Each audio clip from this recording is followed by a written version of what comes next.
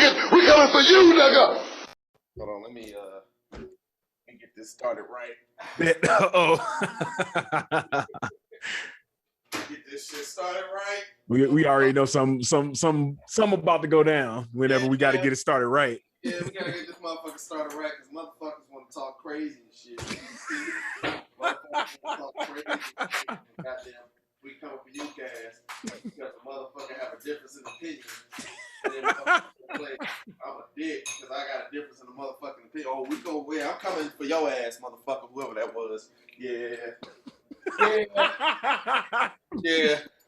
You want to talk that shit? What's up with you, man? Man, I'm chilling, man. Just glad we got through this day, ready to get into the weekend. Yeah, you know, that's about it, man. How's it going with you? Man, motherfuckers can't drive, man. I know this is a side comment, y'all, but if you that motherfucker that get on the highway and you that motherfucker on like say you getting on the ramp, you coming off the ramp.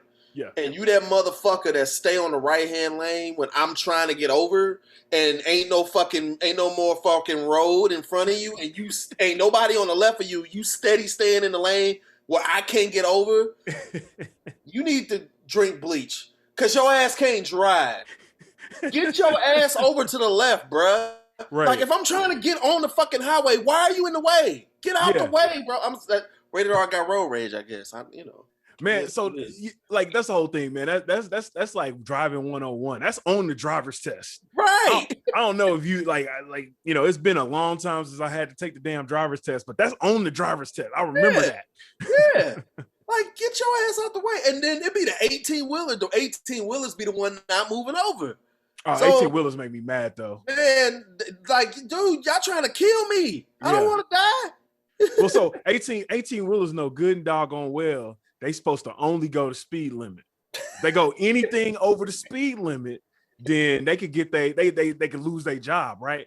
So when you get basically, you know, you driving, and you get over to try to pass that 18-wheeler. If that 18-wheeler speed up so you can't get in front of them, slow down. Here's what you do. You ain't got to have no road rage. Here's what you do. You slow down, you get back behind them, and you look for that bumper sticker on the back that says, "How's my driving?" And you call that number, and you cuss whoever on the other end of that line. They pick up the phone. Hello, this is How's My Driving for FedEx. It be like, hey, listen, motherfucker, y'all be going too fast. Y'all be going over the speed limit when I'm trying to pass you in the fast lane. So tell and then you look at the license plate number. Then you say the license plate number. They be like, tell them I said they need to be fired, and they get fired. He trash. Trash. Not driving, motherfuckers. We take what we want, and after we take Lex Luger and the Giant, we want the gold, sucker. Hulk Hogan, we coming for you, nigga. For you, nigga. For you, nigga.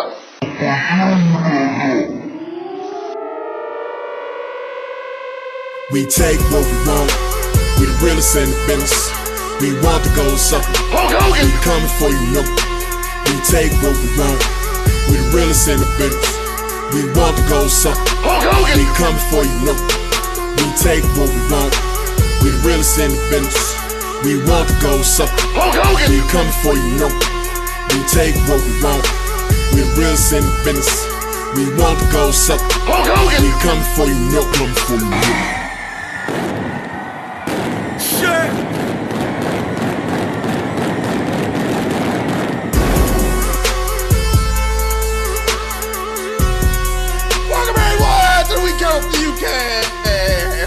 Hey, I hope that some of y'all was actually driving when y'all heard that.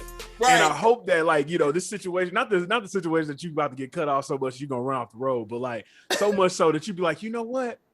I am gonna slow down and call How's My Driving. Right. Well, some of them might even have websites on the back of their shit now. So. Yeah, a bunch of other racist shit on the back of them trucks too. Some of y'all need to clean the back of them damn trucks too, man. But we're not gonna get started, man. What's going on, y'all? We back at it again, man. Episode 42. 42, yes. 42. We got a special episode for y'all, man. So we are getting so I put this on social media like, yo, we gonna do a mailbag episode. Part of it is with WrestleMania and all that, man. We just got behind on listener questions and feedback, but I feel like this is a good time to have our first ever We Coming For You Cast mailbag episode. Yes, sir. We just answer questions from the listeners. You know what? I never thought that we would get to a point where so many people will be commenting and asking questions that we could actually do one of these episodes. Yeah. I'm excited. I think Mania probably had a lot to do with it because people paying attention to the product. So people going out looking for shit, and maybe we're trending now. I don't know. I guess. Man, we'll see what's going on with that. But listen, I am RVS. You can find me at FranchiseO6. It's FRANCHICE06 on all social media platforms. And my co-host over here. I got a special one for y'all right now, man. This is special because I gotta get something. I gotta get something off my chest. You can find me on all social media platforms at It's Time for Another One of These. R8TED_R rants. Oh, a 2-for-1. A 2-for-1. You got Bray Wyatt and the PlayStation. I don't know how you gonna edit that shit, so good luck. Oh, it's in there. It's in there.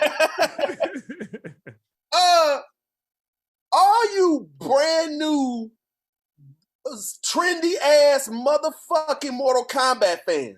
I knew this was coming. All of y'all motherfuckers. Y'all know good, especially y'all women. Especially some of the black women that I follow on social media. I'm not talking about all of y'all. Like, I got cousins that I know I played the shit with, but some of y'all straight capping.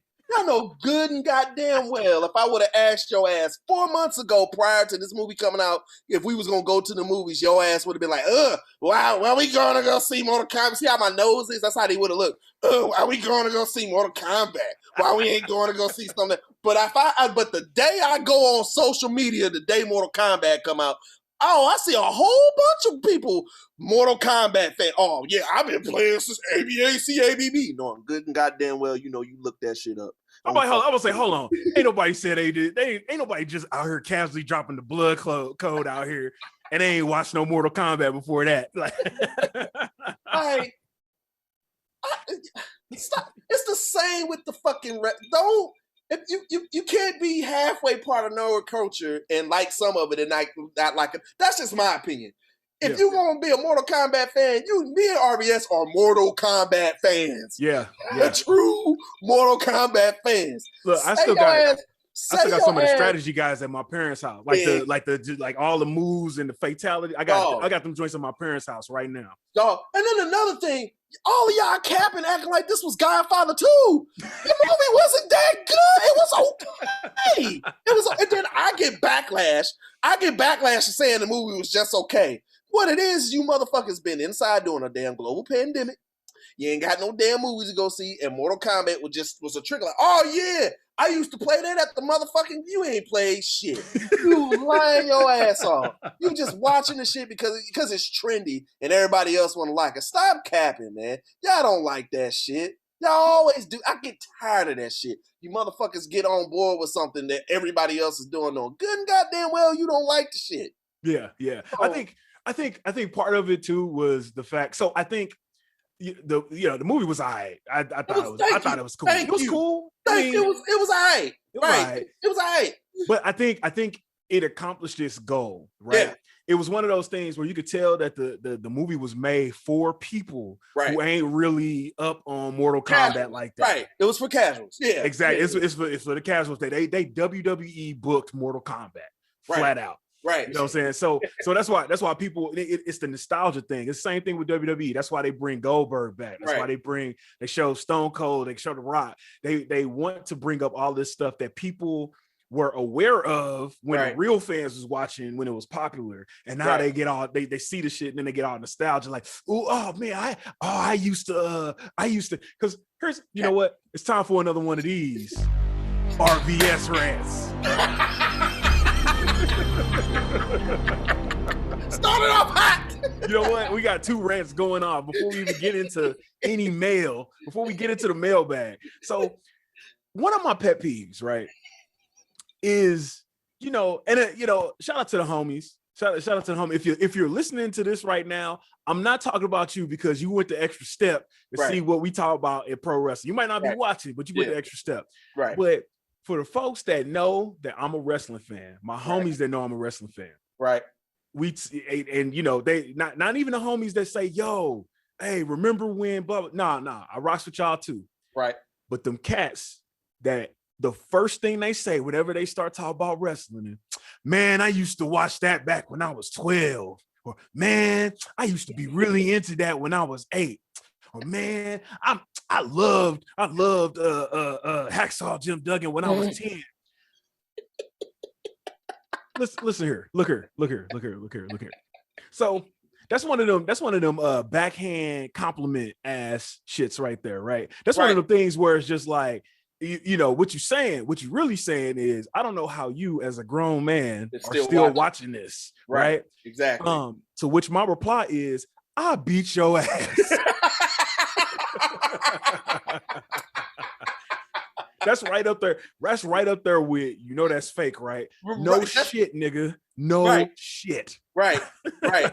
Oh, yeah, we know that's fake, but it's really a motherfucker with a blue mask running around here breathing cold and fucking shattering motherfucking people's hands. Yeah, y'all know that shit, right? That shit fake too, right? It was a documentary showing a dude in a yellow costume from hell. This dude is from hell.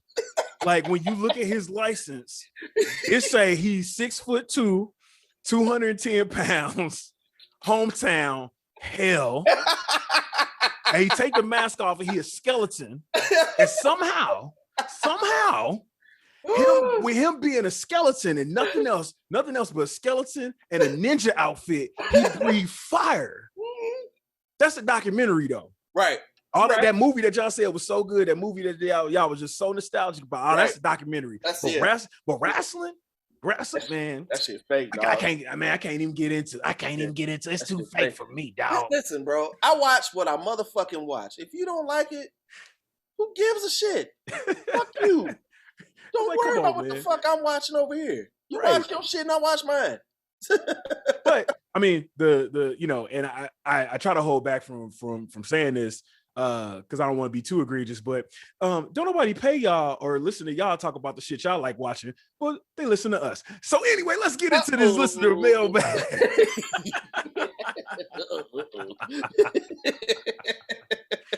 Like I say, I try to hold back sometimes, but if they especially egregious, hey man, you're gonna get the flex. I'm sorry, you're gonna get the flex. Yeah. You just gotta get the flex. Well, that sounds like a perfect segue to get into this motherfucking mailbag. Yes. So speaking of flex, so people was wilding. They wanted to smoke. They wanted these smoke. I know somebody in particular did. Yeah. Oh yeah. We ain't even there yet. We're gonna address that shit. We got a couple more, and I'm gonna address it in the way you didn't think I was gonna do it. I'm gonna address it. Okay. But first and foremost, we got to get to. So we did an episode, a couple episodes back, where we were talking about Hulk Hogan being at WrestleMania and how we had to break down for the white people that don't understand, right, why we would be upset about Hulk Hogan, why we were upset about Hulk Hogan. Well, people decided they was just gonna cape for Hulk Hogan, man. Yeah, I saw that. People just out here. So, and I'm gonna say names because guess what? Guess what? Out there. Like we said, if you come after us, we're gonna come after you the same way. So Andrew Hill on YouTube says, and so first and foremost, if you write a comment and like every other letter is capitalized, I want to slap you, dog. I just want to slap you. I want to slap you straight. Right. I don't know how you type like that. Like, how do you efficiently type? Like, do you just like you just be like, are you making a beat? You just hold on to the shift key? Unless if it's an app, that maybe it's an app that's doing that shit. Maybe because it might be, because I see a lot of motherfuckers doing that shit. But if you literally just going shift A, shift B, shift, like if you literally doing that, you have no life. Typing for dumbasses in the Apple Store and Google Play. Right. The app coming for you. Right. Might have to make that a t-shirt too. T-shirts coming too. T-shirts coming. But check this out. Andrew Hill on YouTube said, "Hey yo, y'all still tripping off the Hulkster brother? Just let it go. It's not that serious. It's just a work." It's not that serious. Stop. What will WrestleMania be? Okay, hold on. Go ahead. What race is this Andrew Hill? So he has a picture of Macho Man Randy Savage and Mean Gene in his profile picture. I would like to know if he's black or white. We don't know. We don't know because Andrew Hill has not put a picture of himself. Oh, devil's advocate. If this dude is black, I'm shocked to hear you say that, brother. I just am. Hey man, there's some brothers like that out there. There's some self-hating Negroes, KNEEGROWS, Negroes out there. Continue. Yeah. So what would WrestleMania be if Hulkamania never ran wild, brother? Hulk Hogan also got Father of the Year award. What would WrestleMania be if he never ran wild, brother? Yes. It'd be called Starcade, motherfucker. 100. We'll be seeing Sting come out with Titus O'Neil, and we'll be like, "Oh man, cool." We're like, "Cool, man, Sting back." Right. All right. Don't be surprised if he made a prediction that didn't come true, but he said, "Don't be surprised if during the WWE Championship main event, the immortal Hulk Hogan gets in the ring, hulks up, rips off the shirt, drops the leg for then 1, 2, 3. Hulkamania is running wild. So what you gonna do when the old time? What you gonna do when the old time the letter O, like the letter O, not a zero, the letter O? See, you pressing that shift key, you couldn't get out what you were trying to type. I thought you was about to say, see, you smoking that shit. You smoking that shit. You smoke crack, don't you, boy? Don't you? So what you gonna do when the old time Hall of Fame with the 24-inch pythons fully loaded run wild on you? So, well, let me keep going because he commented a couple times. I want to say this. Mm-hmm. I feel like that first comment he was trying to say it and be funny, right? Right. I agree. But then what I replied was, "Here's why, brother," and I shared the clip starting at when I said, "Dear white people." Right. So this is how I know he white, because he got mad after that. Okay. Because his next comment was, "I didn't get to the clip. So Hulk Hogan is racist. Vince McMahon is racist with the rest of the WWE universe while you use the N-word. Y'all don't even know what you talking about."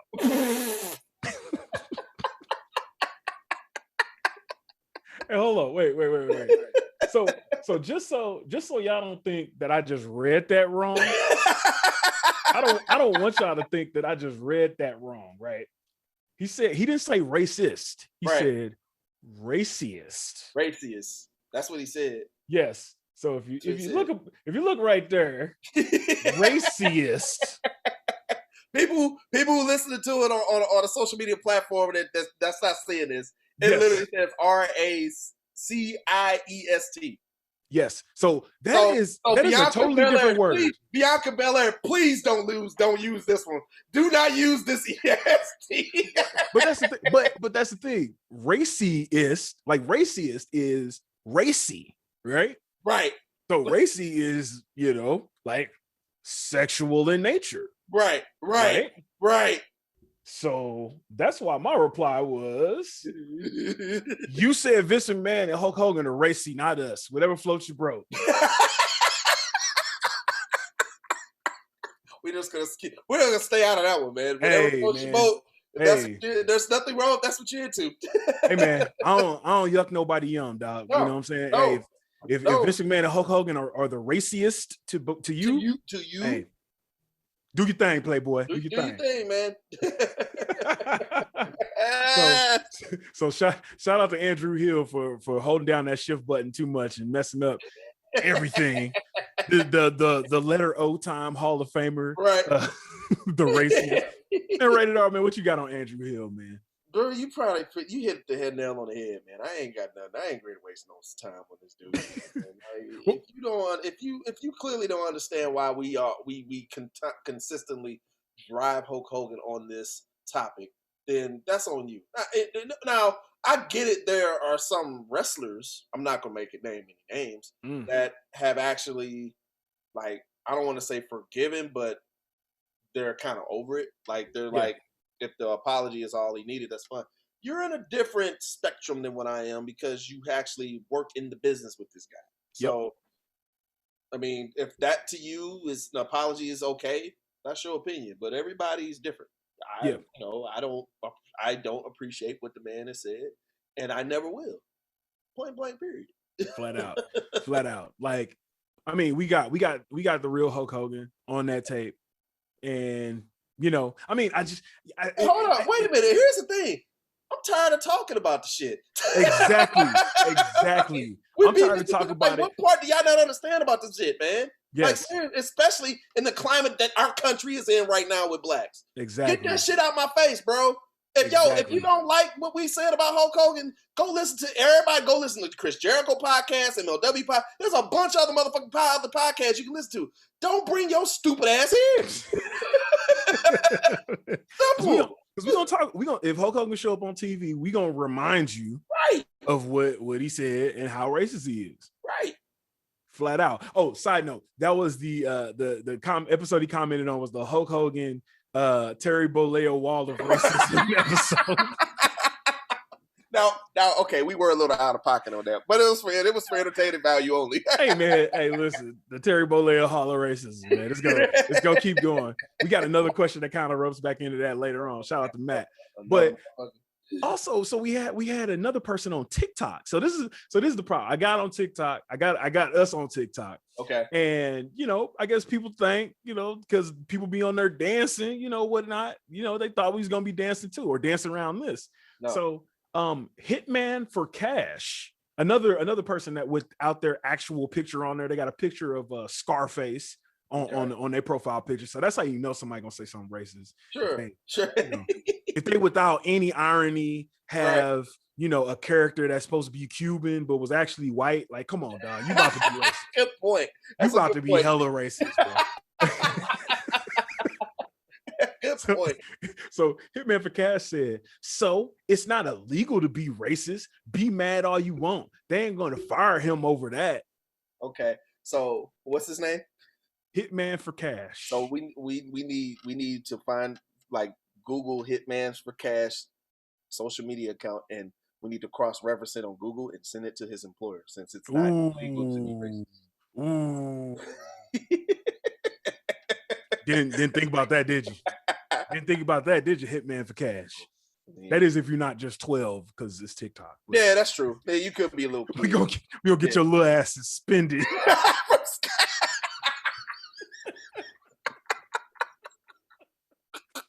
Go get the detention. Could you remember when Mr. Young walking? If Mr. Young had social media and his ass walking into the class, talking about some. See, I saw that shit you put on. So now I saw that shit you put on social media. Bring your ass down to the. Hey, son of, I mean, man, if we got anybody listening right now that either went to Jury Elementary, or I want to say he went to like Twillman or something, like he was in the Hazelwood School District, but yeah. Mr. Young, he was assistant principal at Jury, old black man. He passed away some time ago. I think. Oh, I didn't know that, man. Yeah, I'm pretty sure. I think he did. Mr. Young is still to this day one of my favorite human beings because he was an old black man and he talked like an old black man. All right, side note. We gotta tell a story. So I was that cat that my parents were just like, look, man, if somebody started shit with you, don't never start nothing. Right. Hey, if somebody hits you, put your hands on the back. Finish it, right? So I came home one night and I was just like, hey, Mom, so this one dude, I ain't gonna say no names. I'm pretty sure you know what I'm talking about. But he my boy now. I know you talking about it, in our neighborhood. I know you know what I'm talking about. I ain't gonna say his name though, but we would get into it all the time, right? It's funny, we actually frat all that now, so it's crazy. But we would always get into it for whatever reason. And for whatever reason, I got home that night. And like, we were just basically like, hey, tomorrow, we fight like tomorrow. That. It's like that tomorrow. When I see you tomorrow, it's like that. I went home that night and I told my mom, hey mom, I'm gonna get in a fight tomorrow. And she said, why? I said, hey, because he keep messing around. He's talking about like, it's gonna be on site tomorrow, so it's gonna be on site. Right. Mom said, okay, cool. So what I didn't know was gonna happen is like, just like how I walked in and told my mama that I was fighting on site the next day, my mama called the school and let them know I was gonna be fighting on site the next day. There's people don't understand this about my upbringing. No, wait a minute. So did they pull that motherfucking banner down before school started that time? Yes, we also had a fight. So just to let you know how crazy little kids we were, we had a banner in the front of our school. I didn't realize that none of this stuff was normal until I was an adult. I was in college before I realized, like, wait, everybody didn't fight like that in elementary school. We had a banner in the front of the school that was supposed to commemorate when we were a fight-free school that day. For that day. And the shit, wait a minute, y'all. The shit used to be like when we had the morning announcements, they would announce like how many students were enrolled in the school. And so they said we had 556 students enrolled today. 425 were fight free. Like, God damn, everybody fought today. I remember one time that goddamn banner was down for a whole week. That was the time the whole bus it was a bus riot of little kids. Like, damn, 525 kids, and how we go down the floor? Damn, we have a fucking Royal Rumble. For real. So they didn't take the banner. They didn't take the banner down preemptively. But my mama called Mr. Young, and she was just like, "I'm gonna let you know, if he fight today, it's because dude was messing with him, and hey, he said they say this on site." Mr. Young was like, Miss Sanders, no, we can't have that, blah, blah. So he calls us down to the office. Right. So we walk in, we was in the same class. You was in that class too. Yeah, we was in the same class. And we walking down. He like, hey man, what we get called to the office today for? And I was like, hey man, you said, hey, I said, hey, we fighting on site. So I don't know, either he taking us to the grass, right? Or he here to something. Oh, right. So we get to the office, and I'll never forget this. Mr. Young, he was sitting there. He had one of them Sam's Club containers of cashews on his desk, and he was sitting there eating handfuls of cashews. Like, hey, so what is this I hear about y'all about to fight today? And I was like, hey man, I told Mr. Young, whenever my mama told me, teacher, anybody, hey, somebody hit me, it's on. Hit him back. Right. Hit him back. And he was like, hey. So he look at my boy. He was like, man, what you mean? He was just like, man, I was just playing, man. He was like, listen, hey, what y'all need to do, y'all need to repeat after me. This is a fight-free school. And he made us sit there and repeat, this is a fight-free school. And the whole time he was smashing these cashews, man. Oh shit. I'm sorry for that aside, but that is sorry, y'all. Great story. we will have a whole Patreon literally about the shit that we remember in elementary that went down. And the shit will be fucking hilarious. I'm not kidding. I mean, just to think of a whole school of little kids fight. Because that was the other thing. Before they would take the banner down, they would actually say, they wouldn't say the people who fought, but they would say what grade they were in. So our principal, she was a lady named Miss Vetter. Yep. She would come on with a solemn voice. She was like, okay, kids, well, Sound like somebody's dog died. Exactly. Well, kids, I would like to say that we were a fight-free school today, but we cannot. Out on the playground, 2 kindergartners got into it. And what they didn't realize was that we wouldn't be like, oh man, as soon as they released us from school, we're like, yo, who fought? Who fought? Who won? Who won? Who was it? Who was it? You gotta realize fought and who won? We had wasn't no Twitter, Facebook, nothing. It was word of mouth, dog. Them one of those announcements was like motherfucking your timeline. That's exactly what it was. So, well, all things aside nowadays, bullying and all that. Hey man, I don't know, man. Maybe we was trying to be like Spartans or something like that, man. We just, we were just trained to fight, and I don't know, man. But to get back on subject, sorry, y'all. We sorry. So I mean, I'm gonna say this to the white people that get mad at us for talking about Hulk Hogan whenever you show up on our screen, man. I only got one thing to say to y'all, man. Gentlemen, I want you to do me a favor. Remove this cracker from my show. He said that. I want you to do me a favor. Remove one more again. This cracker from my show. He said that. You can't say that. You can't say that.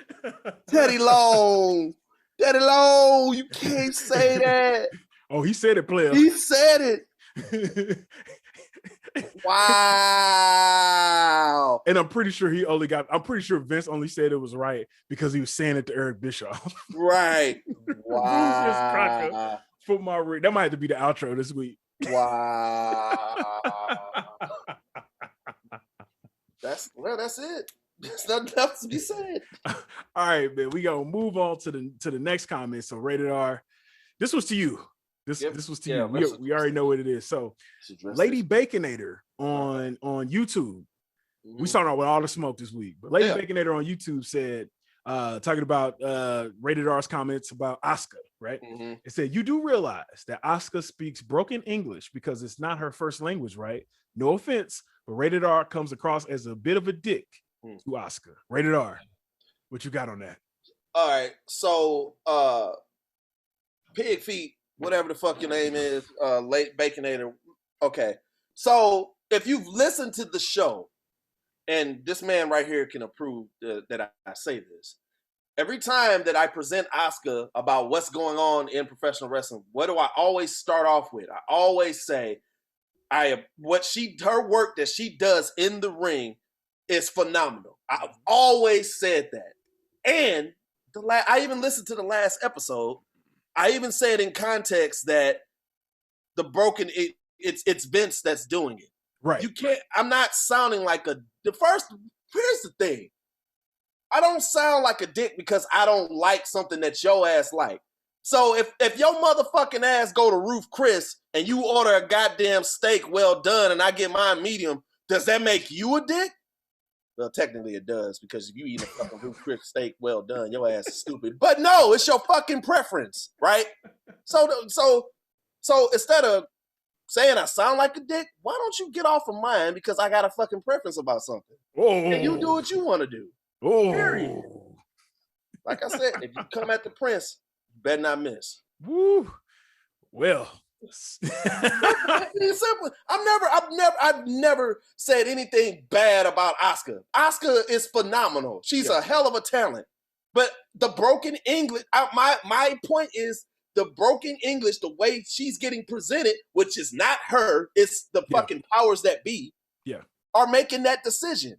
Not her. I'm never talking about her. She's fine. I don't have any issues with her. Yeah. But the broken English is not what I like per se. I don't like it. Yeah. I don't like it. I don't like it. I don't like guacamole.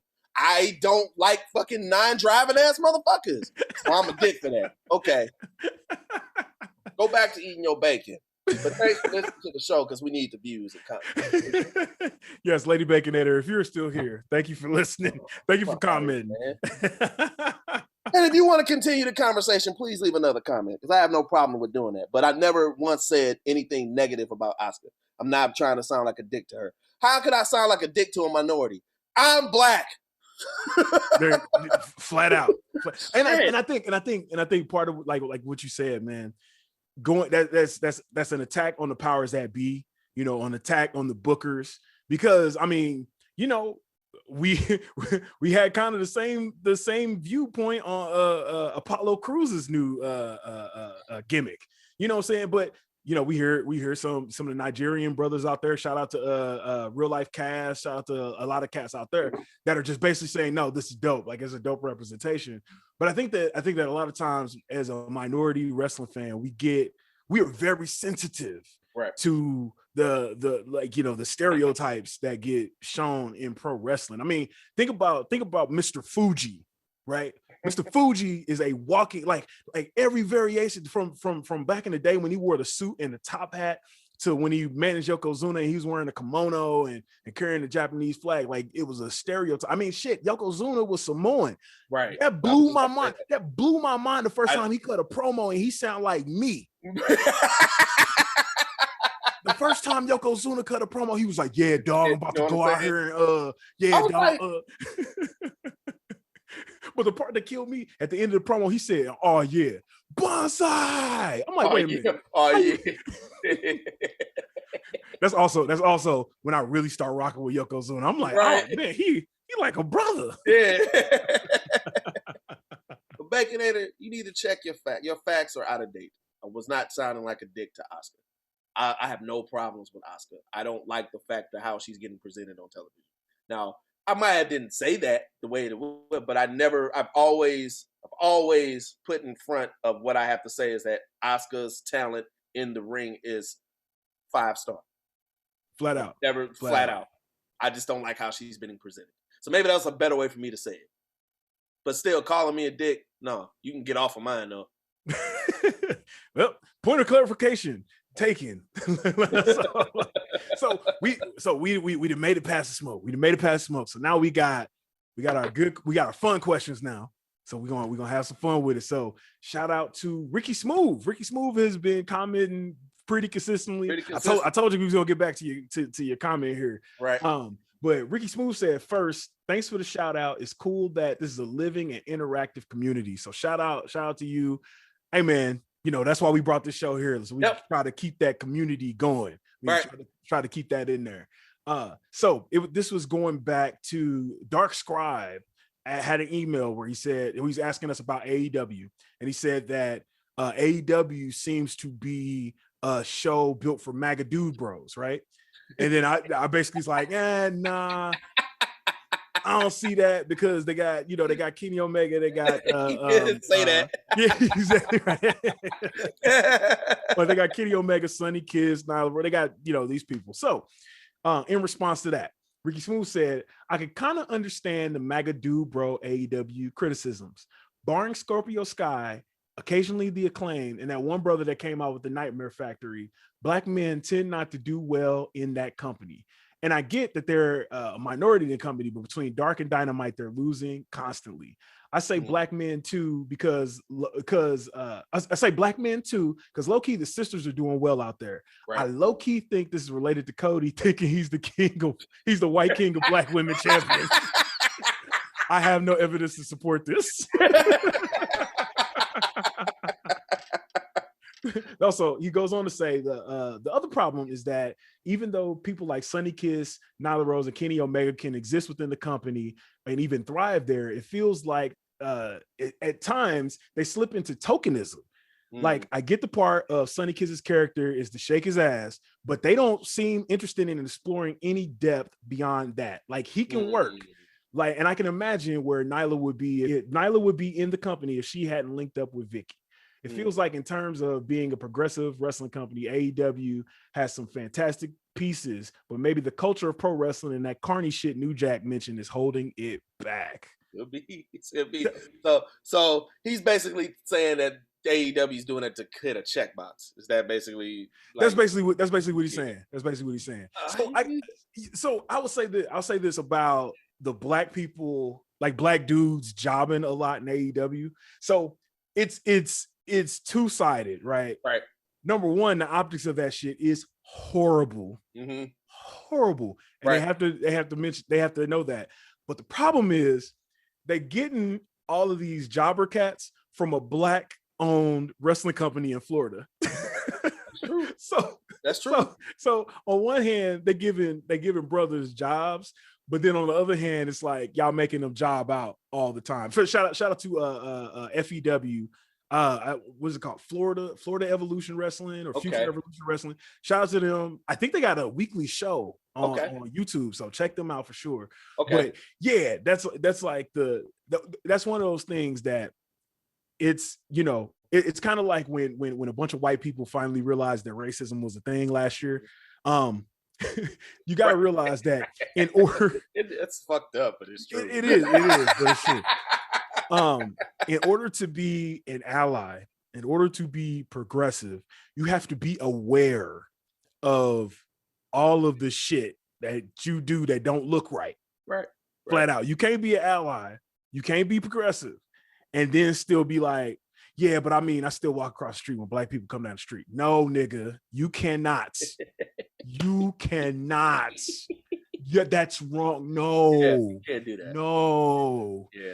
So AEW, you can't be a progressive company and then have black dudes jobbing out to everybody. No. It doesn't. And people are starting to take notice of it. I think exactly. That's right. the big deal. Like when y'all was first starting, y'all doing all in, double or nothing, all that bullshit. First couple of weeks, couple months, couple years, yeah, you probably can get away with it now. But now, motherfuckers look at exactly. Well, and that's you know, speaking of Scorpio Sky, so they started it out. Scorpio Sky was half of their tag team champions with Frankie Kazarian, first tag team champion. They always say the first tag team champion of the company was a black dude. Mm-hmm. However, up until Dynamite last week, right? Scorpio Sky. Now Scorpio was hurt for a while. At the last pay-per-view, he reached for the brass ring, took it down, and he won the face of Dynamite or face of AEW match. Okay. After that, he kind of disappeared, and they would show him in segments. Him and Ethan Page were up in the stands, sitting there commenting on matches.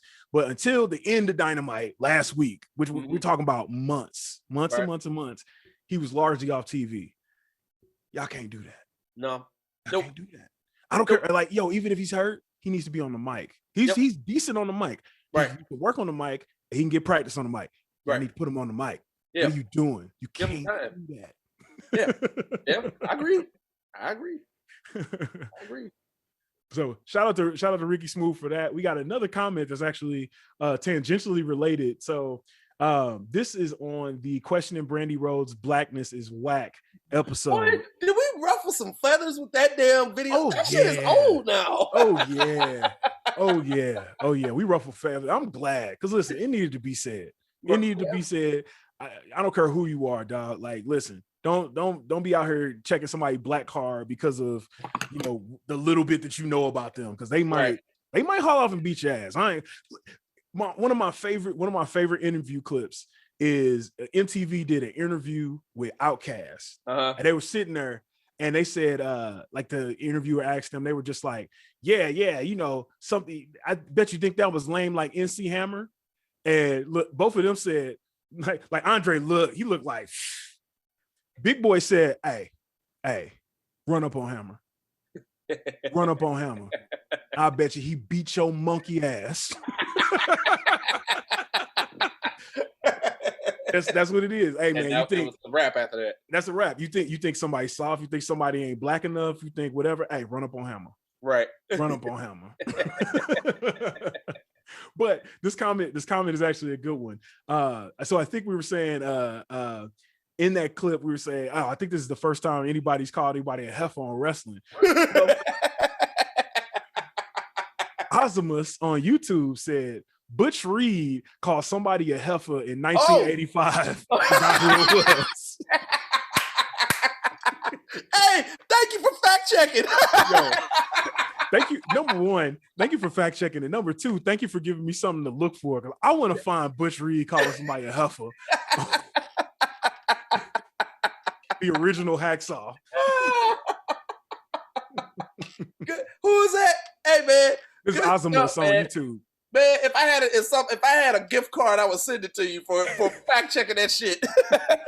Yo, Azimuth, hit us up. Whenever we get a t-shirt, man, you're gonna get a discount. It ain't gonna be free, but you're gonna get a discount. Maybe free ship. Maybe we pay for shipping or something like that. Pay for shipping, but you buying the shirt. You buying the shirt. You buying the shirt, bro. You buying the shirt. All right, so we're gonna jump in. We actually got an email from one of our followers on Instagram. He be commenting all the time. But shout out to KG Hype. What's up, KG Hype? KG Hype 313. He says, first of all, I want to congratulate and thank you two for what you bring to the wrestling fan community and the SOLC network. A perspective I can personally relate to, as well as very entertaining. Yo, man, we appreciate that, bro. We appreciate that. We do humble beginnings, man. For sure, yeah. This shit started from a motherfucker saying that he wrestled with motherfucking NXT. He said, this is how this podcast has started. Some motherfucker, we at an airport, this dude says he had to be curfew because what did he say? Paul Heyman said he had to go to sleep and hit curfew. Anyway. Yeah, I forgot he said Paul Heyman said he got to go to sleep. I forgot about that. But he was Finn Balor's roommate, though. Yeah, he was Finn Balor. We go on tangents, man. We appreciate you saying that, man. We do the best we can with this podcast. This man on the boards, man, kills it. I just kind of compliment and say sometimes egregious shit and sometimes some funny shit, and I laugh a lot. And I give you my insight, but I have been watching just as long as this man has. But yeah, absolutely. We appreciate that, man. Long story short. Yeah, I mean, we've been talking about it just like we do here. We just start recording it. That's really what it is. Yeah, that's it. You know what I'm saying? But yeah, so he says, second, I'm still laughing at the ending of episode 40 about Ronda Rousey's granddaddy.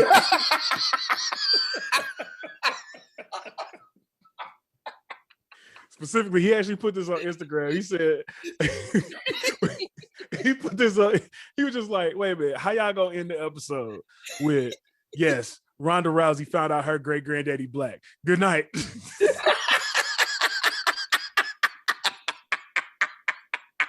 Oh, no, I closed my laptop. I was done. I said, KG, I don't know if you saw that video, but Rated R closed his laptop. He was gone. He was done.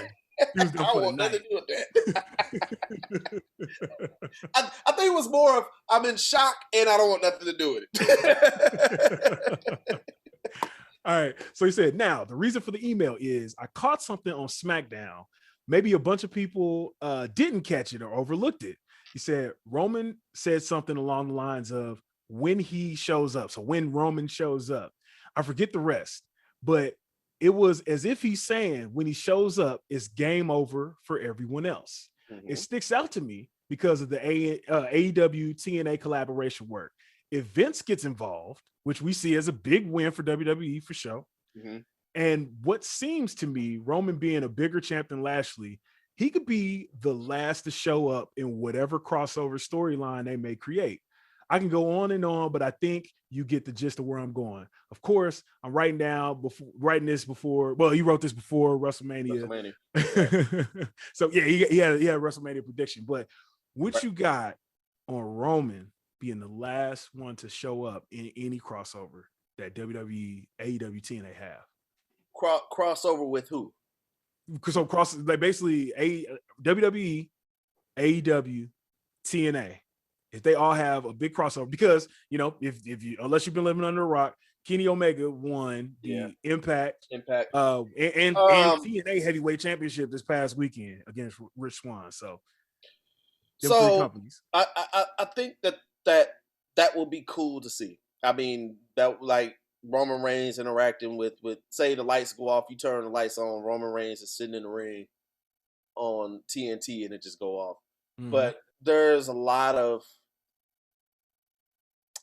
egos. I'm gonna say it. There's a lot of egos involved right now that's not gonna allow that to happen. Like we all want that to happen. Yep. Like we've always said that all the wrestling companies need to work together right now because they're hemorrhaging from fans watching. And if they all come together it'll be some of the greatest shit that you'll ever see on TV. Because the casual's gone, all you got is the hardcore fan. But we all know we're not going to see that.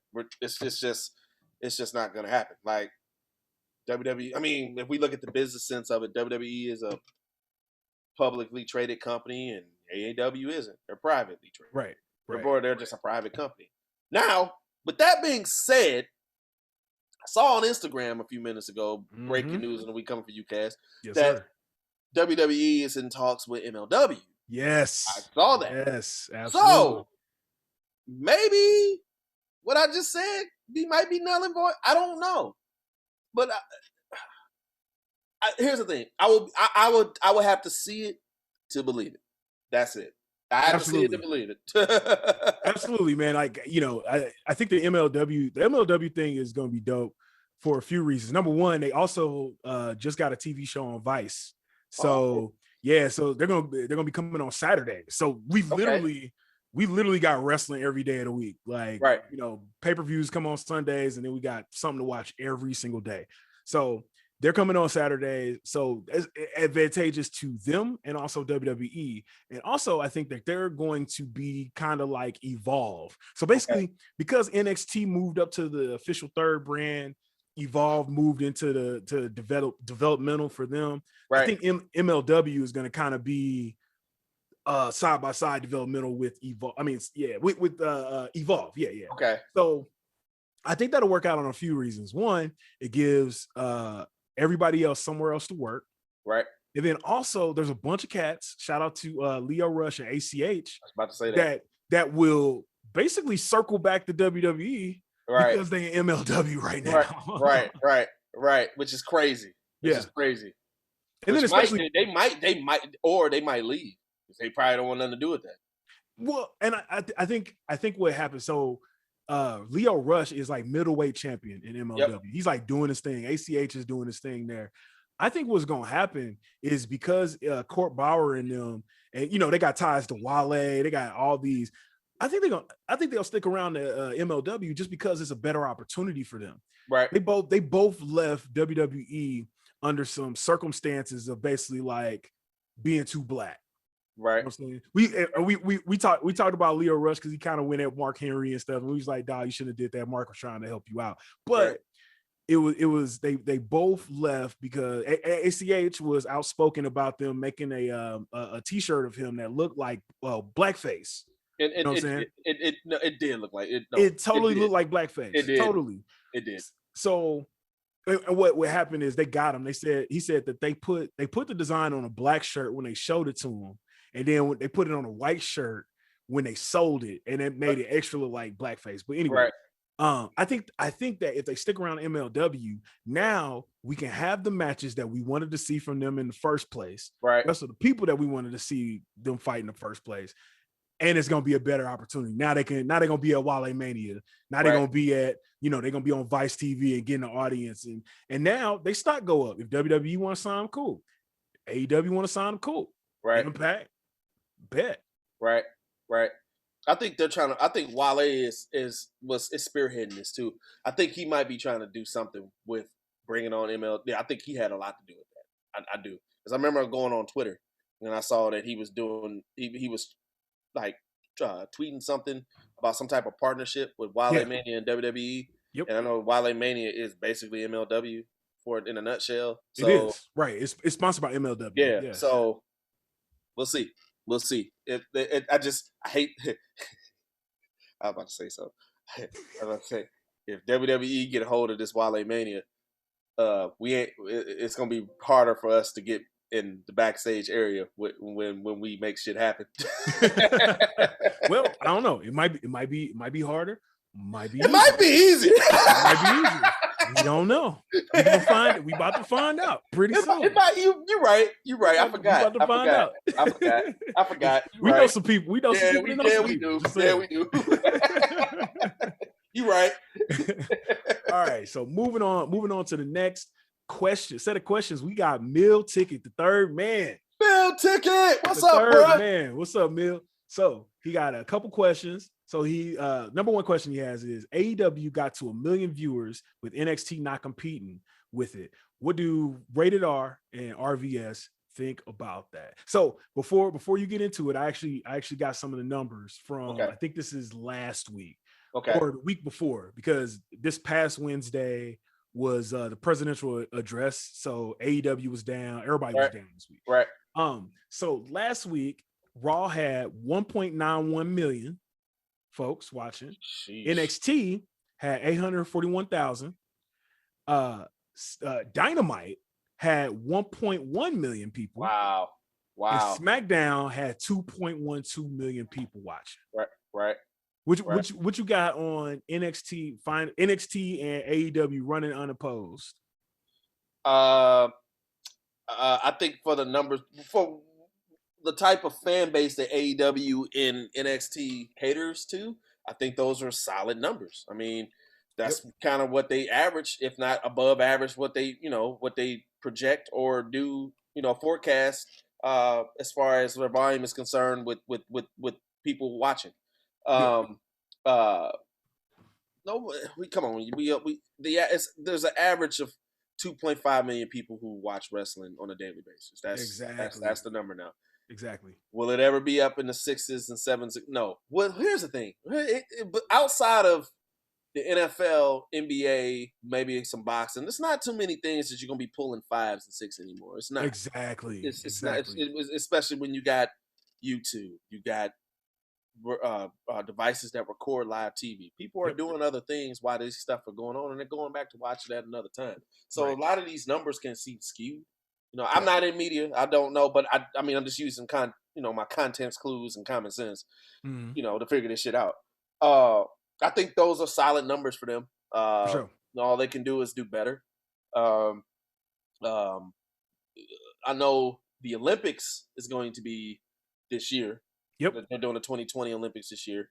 And that may have some issues with, depending on what events are. Yeah. Side note, have you looked at some of the shit that was in the Olympics now?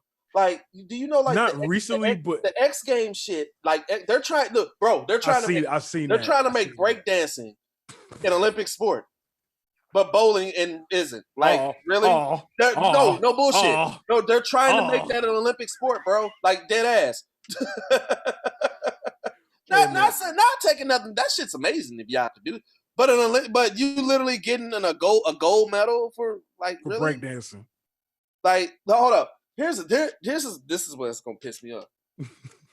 The day you motherfuckers who play Call of Duty and Madden and that shit becomes an Olympic sport, I'm gonna have I'm having a problem. That's when I'm pissed. It's on the way. Yeah, I'm already mad now because you can get a goddamn full ride college scholarship going to a college playing fucking video games. Yeah.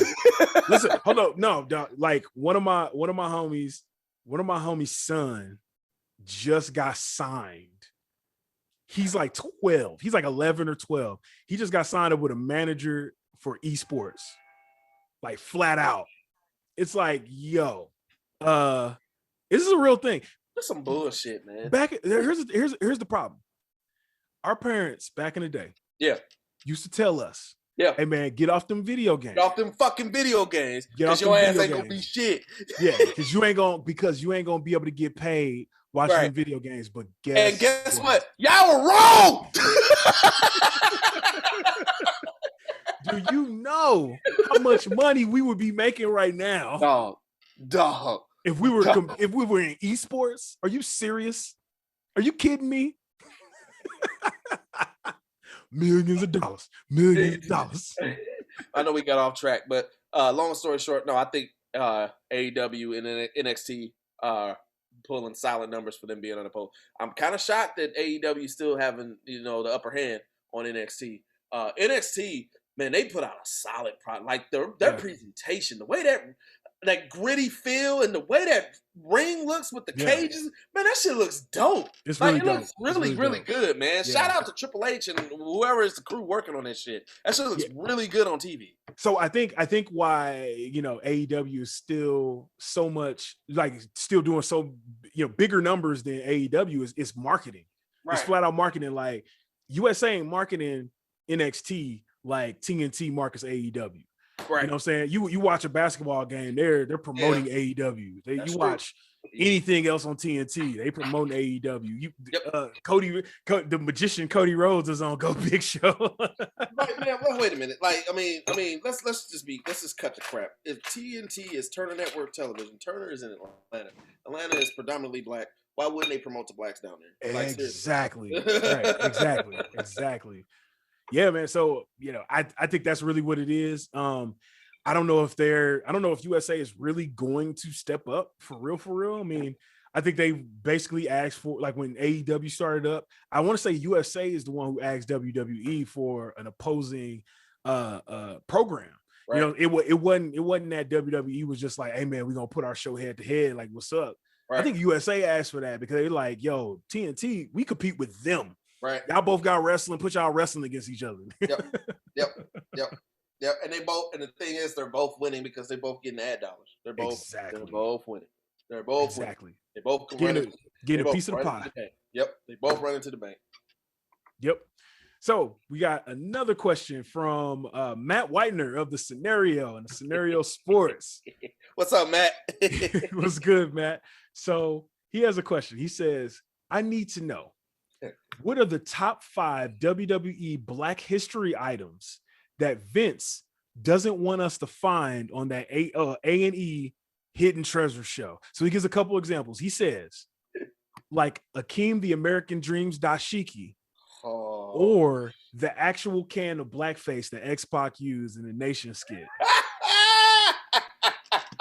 I'm gonna let you go first.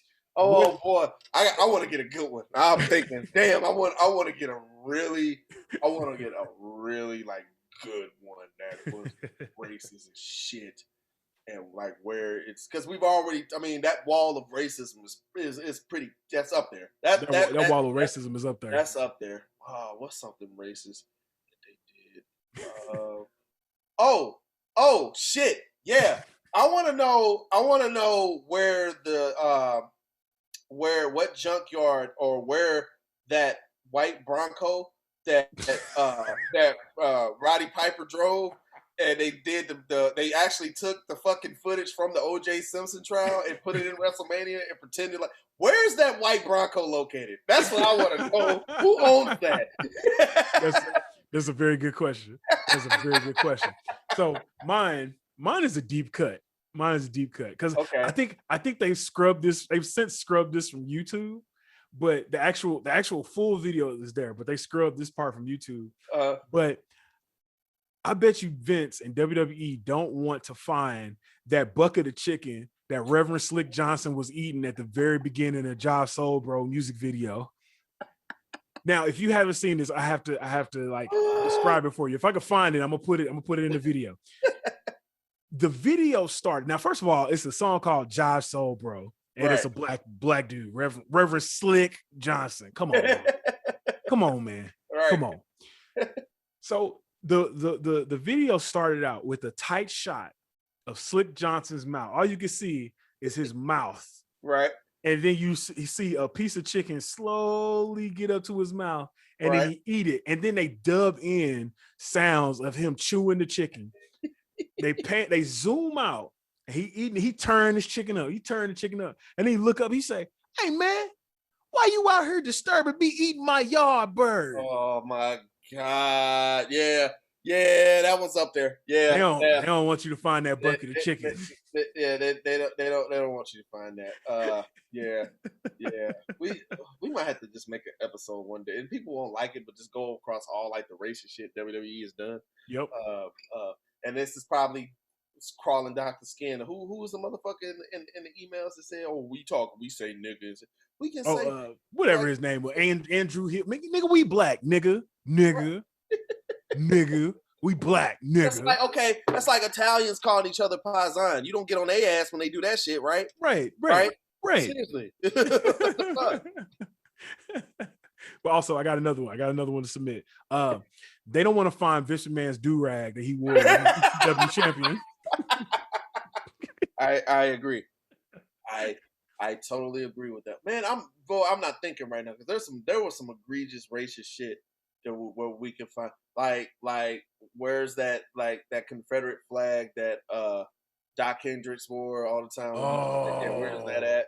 Yep. That's a good one, but that's not really Black history. That's racism. That is Was racism. that what the question was? Like, it's like, would it be or just like Black history shit? Like, he said Black history. But he said Black history items. I left it to interpretation because WWE is mostly racist. Oh, I know what they can find. Uh-oh. You know what they need to look for? What's that? Where's Kofi Kingston's accent? Where'd that shit go? Find that shit. Where the fuck did that go, dog? Find it. Like, hey, that's a fucking national treasure right there. If you can find that shit, that's probably the best one. It just disappeared literally one night. It went away. It did. Triple H called him out on it. Triple H noticed it. It was gone. I would love it. I would love it if they did one of these WWE hidden treasure shows and they went on a shelf and they pulled a jar off the shelf that just said Kofi accent and it was empty.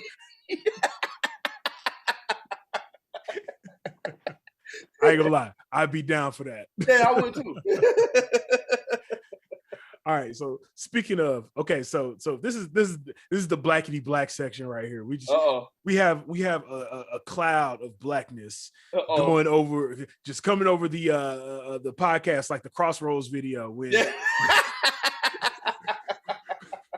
when the angel of death took that baby and flew into the air and Easy wait a minute, right behind him. Like, hold on, there was some shit in that video that was fucked up and will traumatize you as a kid. Like seeing that uncle get his eyes turned black. When he killed Uncle Charles? He killed Uncle Charles. He walked up to the porch with glasses on, walked up past everybody, put his hand on his forehead and took that nigga's soul like Shane. He was the Black Shane Tsung. That's who it was. He was Black Shane Tsung. He was Black Shane Tsung. He was Shang Tsung. Shang Tsung. That's what it was. Shang Tsung. It was Shang Tsung and Shang Tsung. Nigga, Shang Tsung.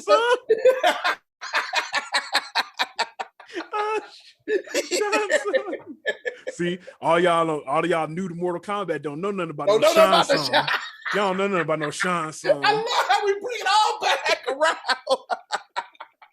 Hey, man. And wait a minute. And hold on. You know what? Y'all borderline. You a borderline fan if your motherfucking ass was called that motherfucking. Yeah, they got that motherfucking Goro. But then after you beat Goro, you got to fight that motherfucking Shane Tsung. Shane's like the king. You got to fight that nigga Shane Tsung. Hey, man.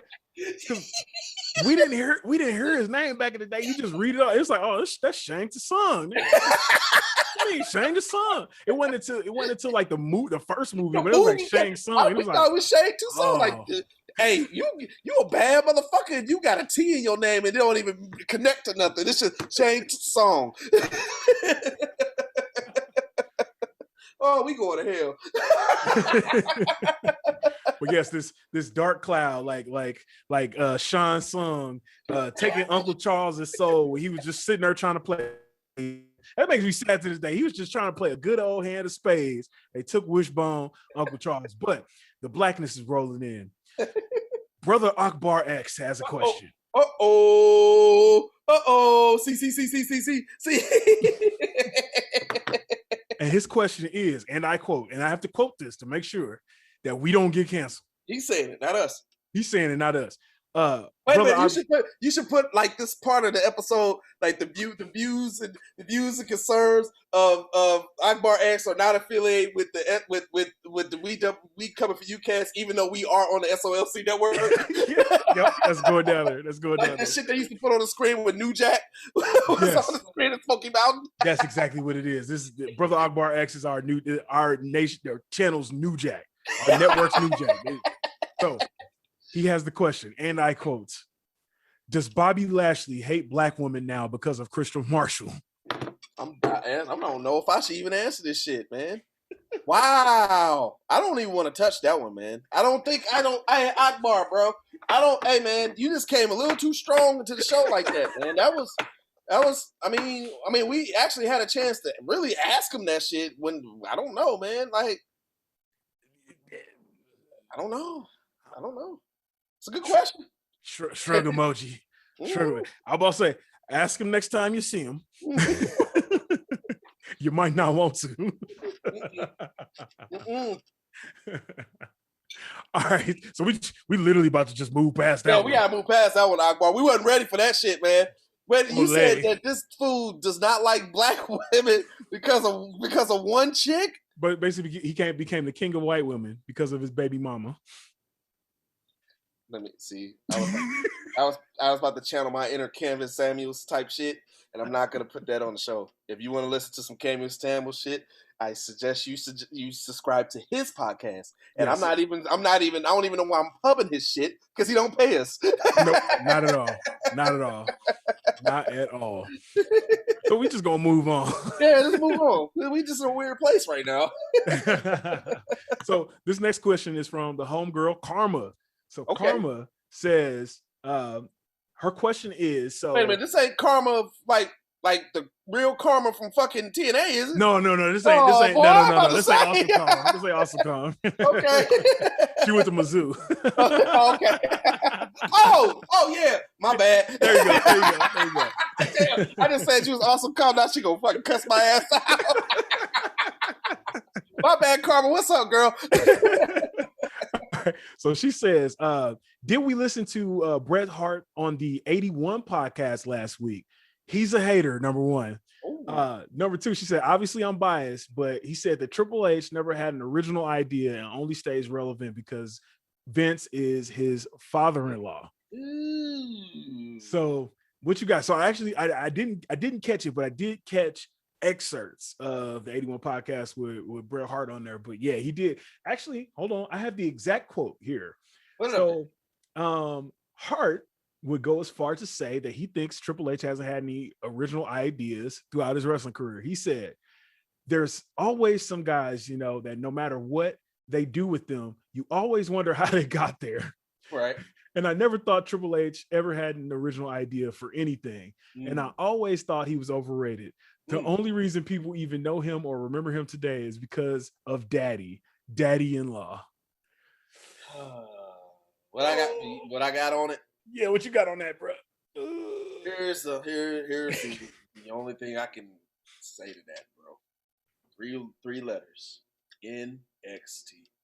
You gotta give that brother his props for that shit. I'm absolutely sorry. Yeah. Like whatever. If we're talking about what was going on in the ring and the politics and all, that Bret, you would have more experience about that than I would. But The fact of the matter that this dude just made a developmental for a bunch of guys who are just trying to make it in the business, and he made another way for people to get in. You gotta respect that, Bret. You have to. I know you old school. I know you went through you did it with your pops. He stretched y'all. He stretched the shit out of y'all. Like you old school. Like if old school was in the dictionary for wrestling, you will be the fucking picture of the shit. Right. But you gotta give Triple H his prop. That was original as fuck. That idea was original. Absolutely. Yeah. You gotta give Triple H that credit for that shit. All the other shit I don't know, but for him making NXT, I gotta give him props for that. Got to. Yeah. I can't hate on that. Yeah, and I mean, I understand where Bret's not. Let me say this: not what Bret said, but why Bret said it. Right. I understand why he come from that. Right. It's Bret, man. It's Bret. Right. He's still a little bit salty about Montreal, and he's basically made up. He's sort of made up with Sean. He ain't saying nothing greasy about Sean in I don't know how long. Right. We don't know how him and Triple H still are. Maybe him and Triple H. Maybe Triple H was just like, hey man, hey, we did the right thing. Triple H takes credit for being the one of saying like, nah, man, fuck him. You need to drop the belt. Like, let's screw him over. Maybe that's what it is. Maybe Sean sold Triple H out. I don't know. To say that he's overrated, to say that he's only there because of daddy-in-law, you gotta remember, they didn't want Vince to know that him and Stephanie was dating for the longest time because he knew that was gonna be career suicide. We talking about the man who took the fall for the curtain call in Madison Square Garden because Sean wasn't gonna do it. Hall and Nash was about to leave. And it jet propelled Stone Cold Steve Austin into one of the most popular people of all time. I'll say this: the way WWE has presented that story to us as fans, by default, we would have to give Triple H props off of that. If that's the truth. Yeah. So I always know there's two sides to every story, but from what we know and what has been told to us in the general public is that Triple H took the brunt of that shit. Exactly. You gotta, and he didn't leave. He stayed. Exactly. He ate the shit and loved the taste of it. Right. And then came out smelling like roses at the end. Exactly. If anybody who, dude, you talking to somebody, right? Me? You talking to somebody being resilient? Yo, man, I got a newfound respect for that shit, man. Especially after the fucking year I just done dealing with. Totally understand where that shit comes from. So if anybody can be resilient with their job and stay around with some bullshit and they're deliberately telling you, yo, we doing this shit to you on purpose. Right. And you gonna and you stay and you become successful after that. I mean, I can't hate on that. Exactly. You can't hate on that at all. Like, I agree with both of y'all, both you and Karma, man. Like, like I said, Brett's like that old uncle where you just be like, all right, come on, man. Brett, bro. Here's the deal. Chill, man. At the end of the day, Brett, yeah, they did you dirty. Not disagreeing with that. That shit was wrong. But did you go to Turner and sign that contract and got paid more money? We both know the answer to that. The answer is yes. So let it go. Yeah. Brett, I'm a fan, bro. Before you come at me, I'm a fan. You are by far, to me, the most important technical wrestler of all time. Exactly. Seriously. Right. This isn't coming from a place of malice. I respect Bret Hart. And all you IWC fans, before y'all come at me talking about, that motherfucking pick. No, I respect Bret. I am a Bret Hart fan. But 100%. Just from the business side, from what we know. Yep. We could be wrong and I could be wrong. And I don't know all the information. But from what I know, or what I've been told or seen, you went to Turner for more money. You got that money. Right. You got the bread, man. You got the bread, bro. You got the bag. You good. Right. Yep. Am I wrong? I mean, Goldberg also did kick him in the face in his career, but but see, that's what I was just about to hit that. That's what came with it. That shit wouldn't have happened if you never. Well, we don't know what would have happened if you stayed in WWE. Right. That goes on the lines of a bunch of shit. There's a bunch of shit. Touch on. Yeah. You know what I'm talking about. I don't even want to touch that. Yeah. I know exactly. And I was this close though. I was this close. I was this close. If I had. Nope. Just like a shot of Uncle Nearest. No. I didn't have about 5 of these, and I ain't touching it. I wasn't gonna let you do it. See, Carmen, you always got RVS in trouble. See what you did? Carmen, don't get RVS in trouble. Get me in trouble. Moving on. Let's move on, shall we? I might catch some hell for that one. You probably will. So we got to double back. I almost forgot the one more question that Meal Ticket has. So we're going to double back to him. He has another question. And it says, has WWE finally gotten too corporate to enjoy with Peacock and Fox having more control? So while you think about that, Hugo Savinovich, one of the old school Spanish announcers with WWE, he actually was in an interview this past week and he said something along that same lines.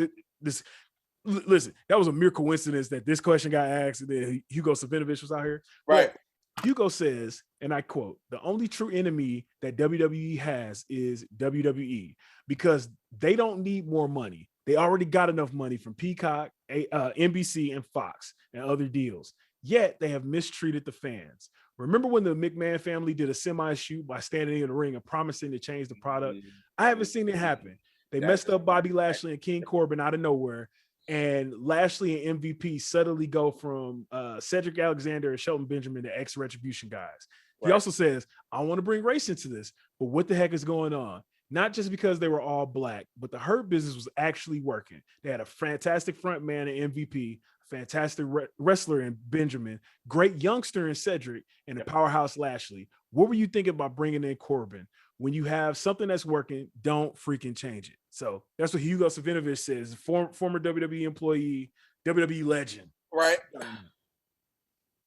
I think like you touched on it last week when you said that, you know, when Vince do that shit, when he moving shit, you just do, hey, that's cool, but why don't we just do this? Yep. That might have been a product of doing that. Like, Yeah, absolutely. I don't necessarily think that signing like it's gotten too big, because I mean, at the end of the day, it's still a business. You're doing that to make money. That's always the end result. So whatever that, I'm okay with whatever you do with your business to make you more money. You do it. Like if that's signing a contract with Fox, that's signing a contract with PA.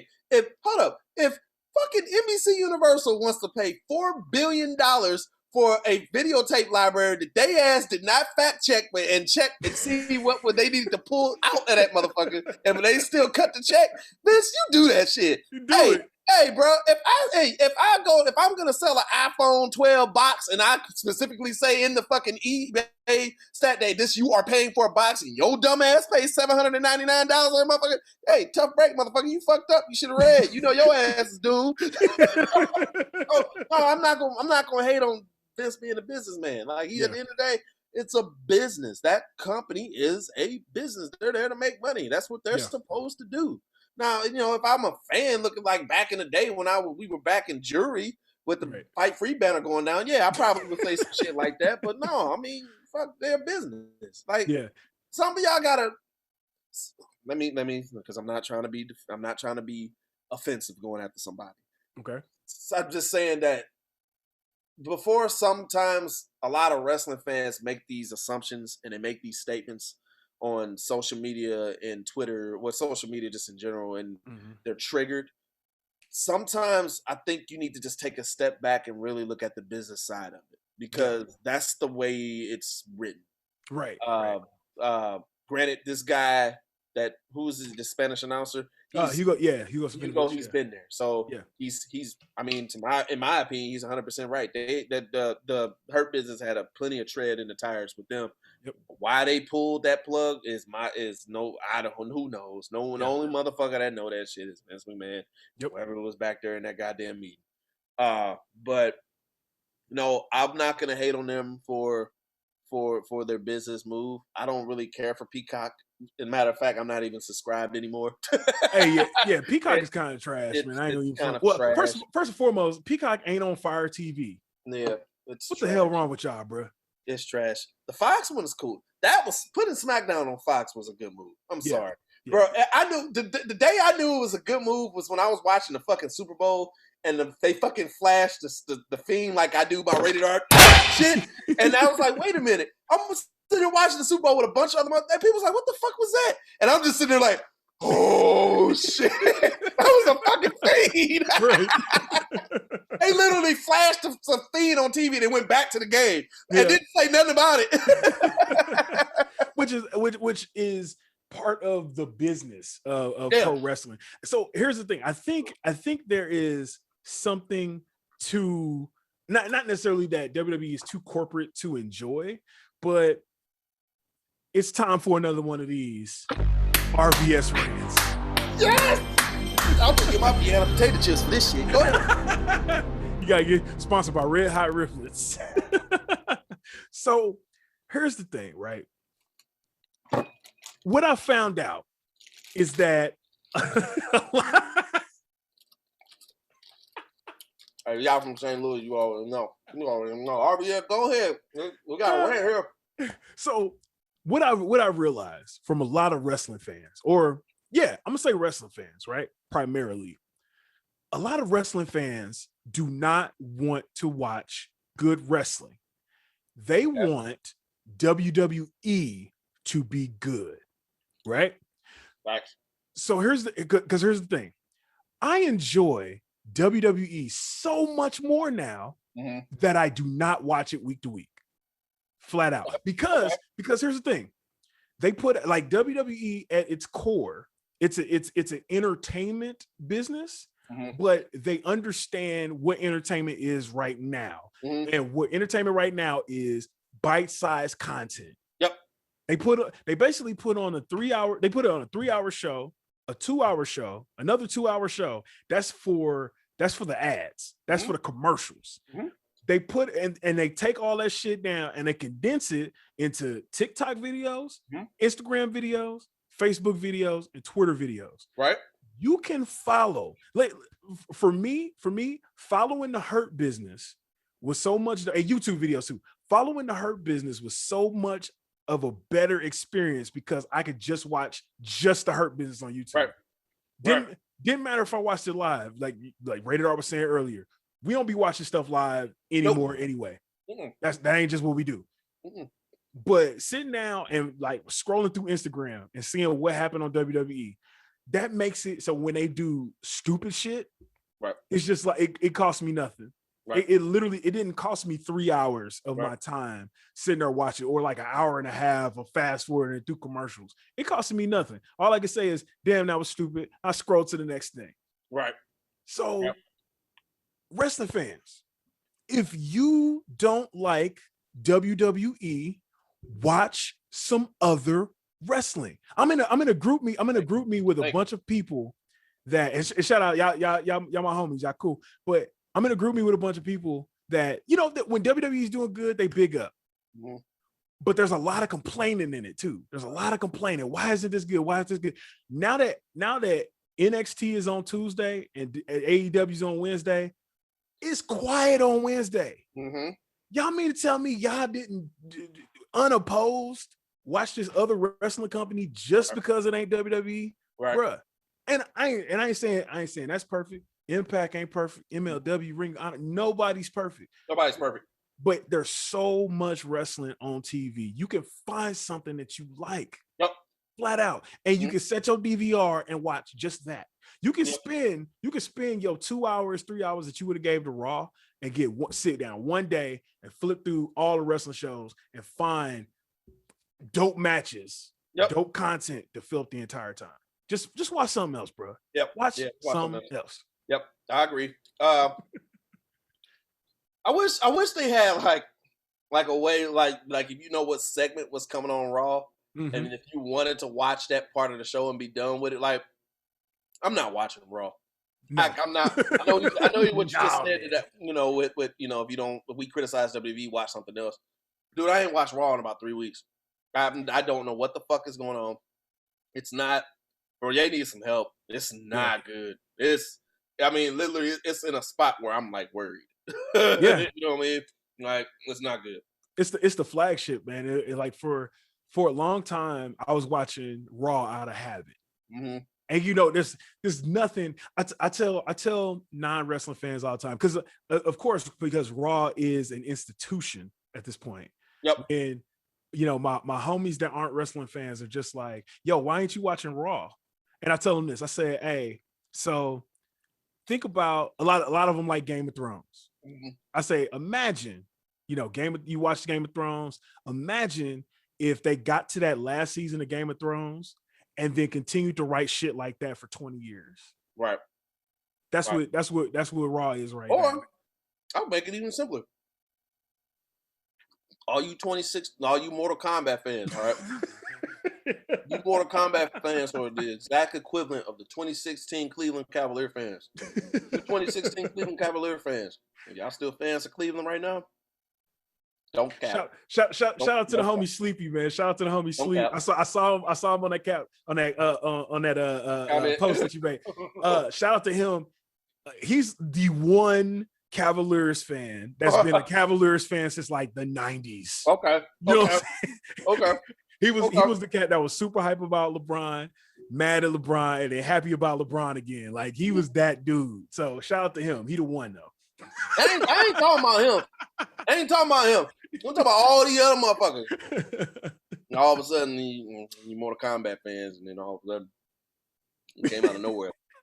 Literally out of nowhere. Like Randy Orton RKO. Motherfuckers overnight on Mortal Kombat fan. Y'all ain't said shit about Mortal Kombat in 30 years. And now the movie then came out on HBO Plus, and your motherfuckers are bumming the goddamn HBO Max account from somebody else. Y'all ain't paying for that shit. You didn't got your account. You didn't got it from your mama. You got it from the bootleg motherfucker down at the Changhua on Lindell. Y'all in St. Louis, you know what I'm talking about. You know, y'all know what the fuck y'all doing. Y'all stop playing. Stop fucking playing. Pay for your HBO a bunch Max. Of motherfuckers bugged up with this podcast. Hey, we said that Changhua. I was like, oh man.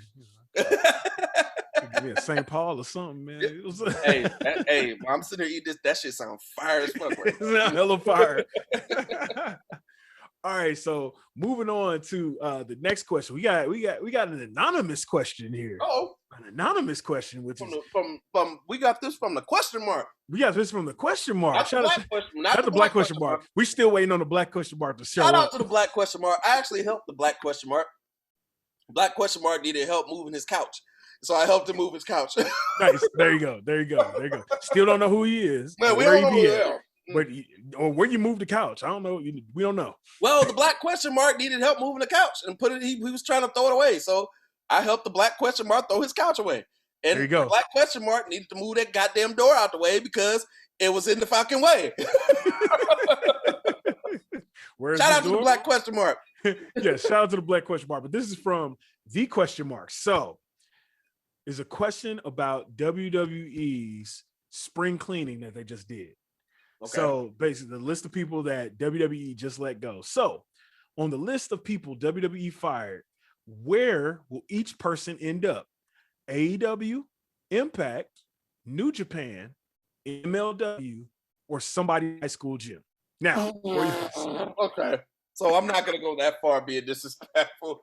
Let's say something cats go to the high. So now hold on before you answer. Let's start with the elephant in the room. Yes. Samoa Joe.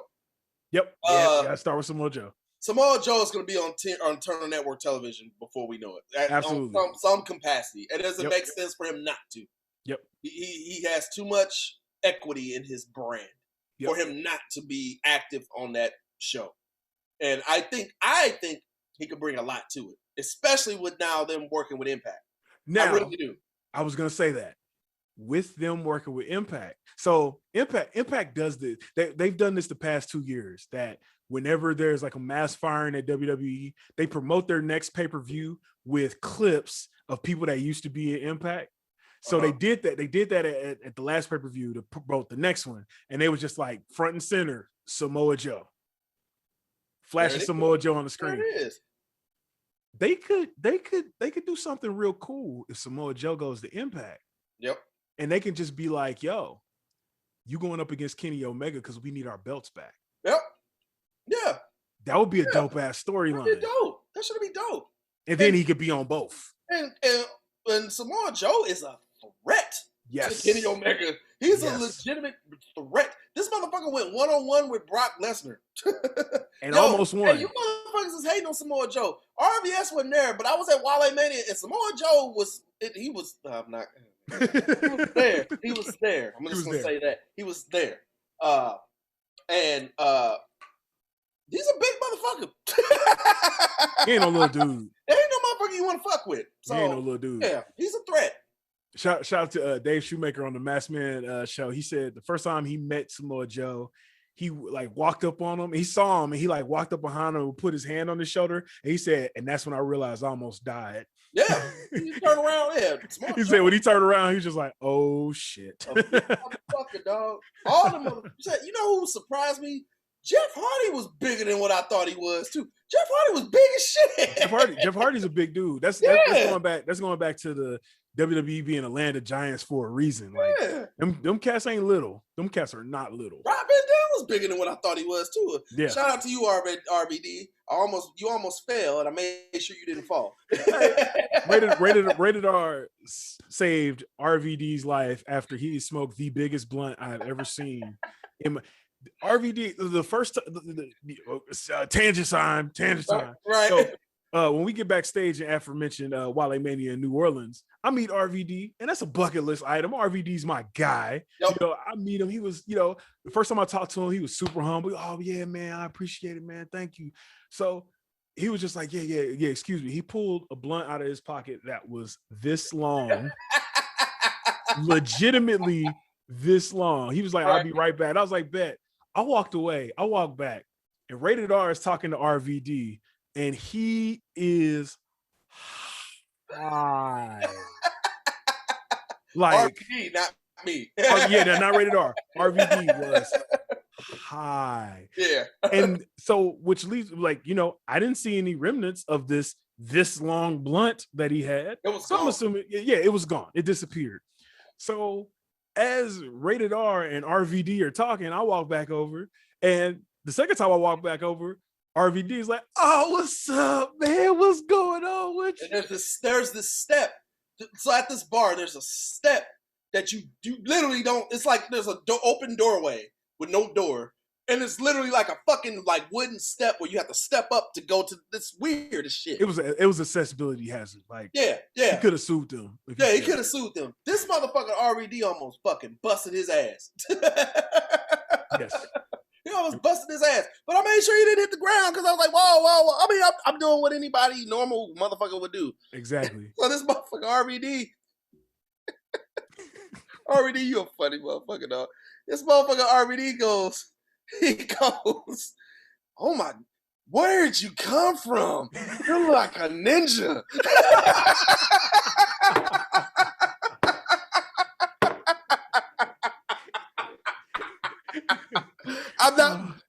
I'm not bullshitting when I say this. I swear to God, I'm telling you, if I'm lying, strike me down. I swear to God, RVD was like, where? He was like a ninja. He's like a ninja. He's like a ninja. he was talking to me because I walked over and I saw y'all talking, and then that's when he fell. And I was like, you were like, whoa. And I was like, oh. And so he was talking to me. He's like, yeah, man, he's like a ninja, man. I was like, this is RV. This is everything that I thought Rob Van Dam was going to be. So bucket list checked off. You know, hey. If you first met me, if I ever would have told you when ECW was popping, then I would say, hey man, one of these days I'm gonna save RVD's life. You were like, get the fuck out my face with this shit. Like, man, what? No, well, I probably would have been like, seriously. It was about to be when ECW was out, I probably would have been like, well, save him from what? You're probably right. But y'all, it was like one of them, like, I'm not like seriously, it's about to be one of them falls where you about to be fucked up. It was a bad fall about to happen. He was about to fall on his face. But yeah, man. So I'm gonna go down the list.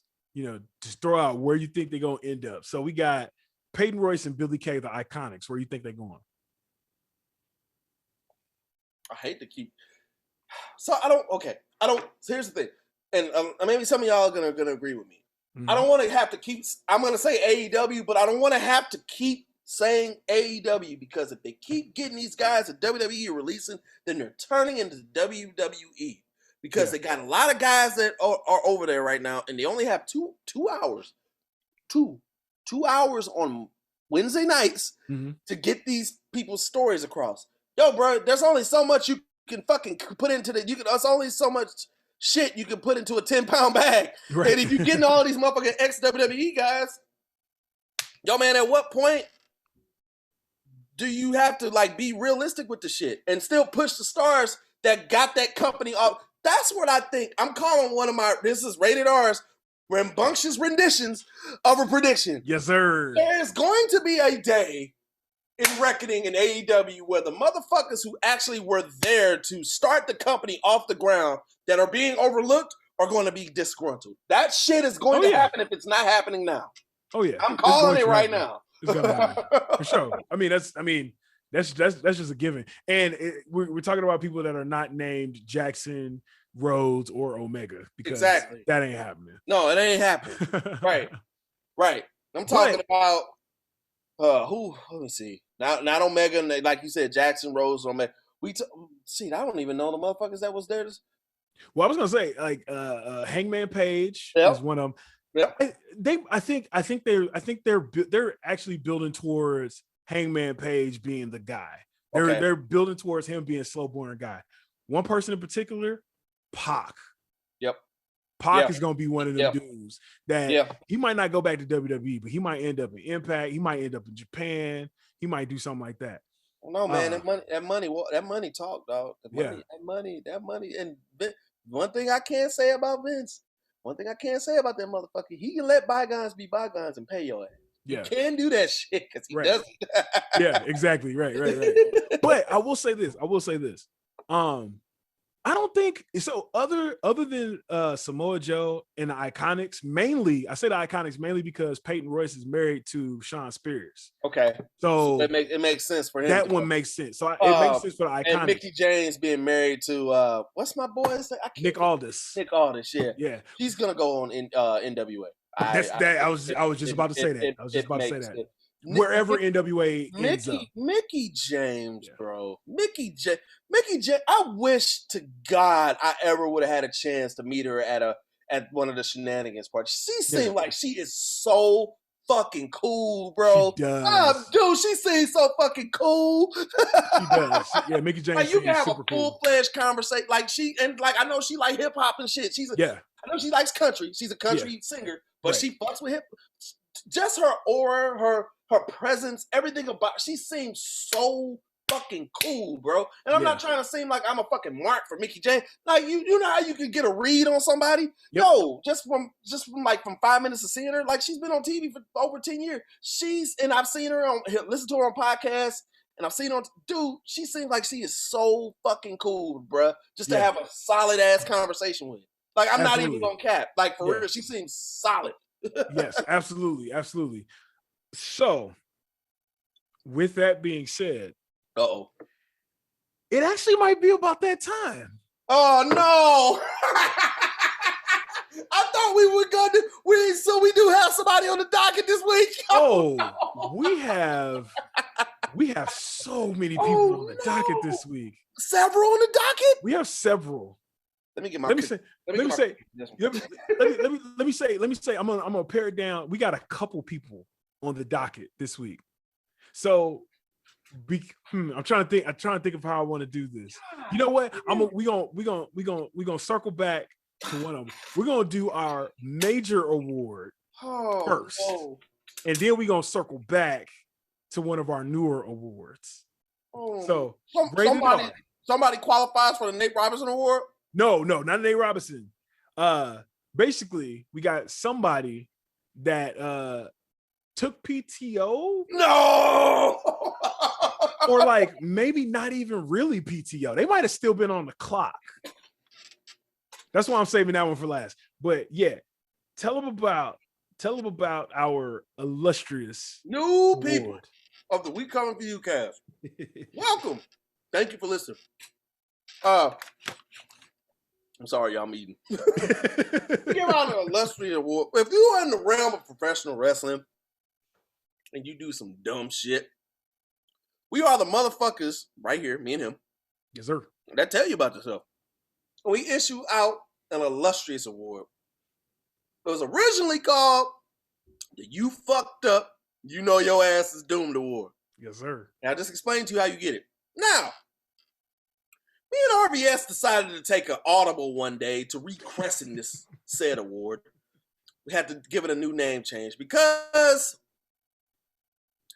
not fan of the show, because we don't know if he's man is listening.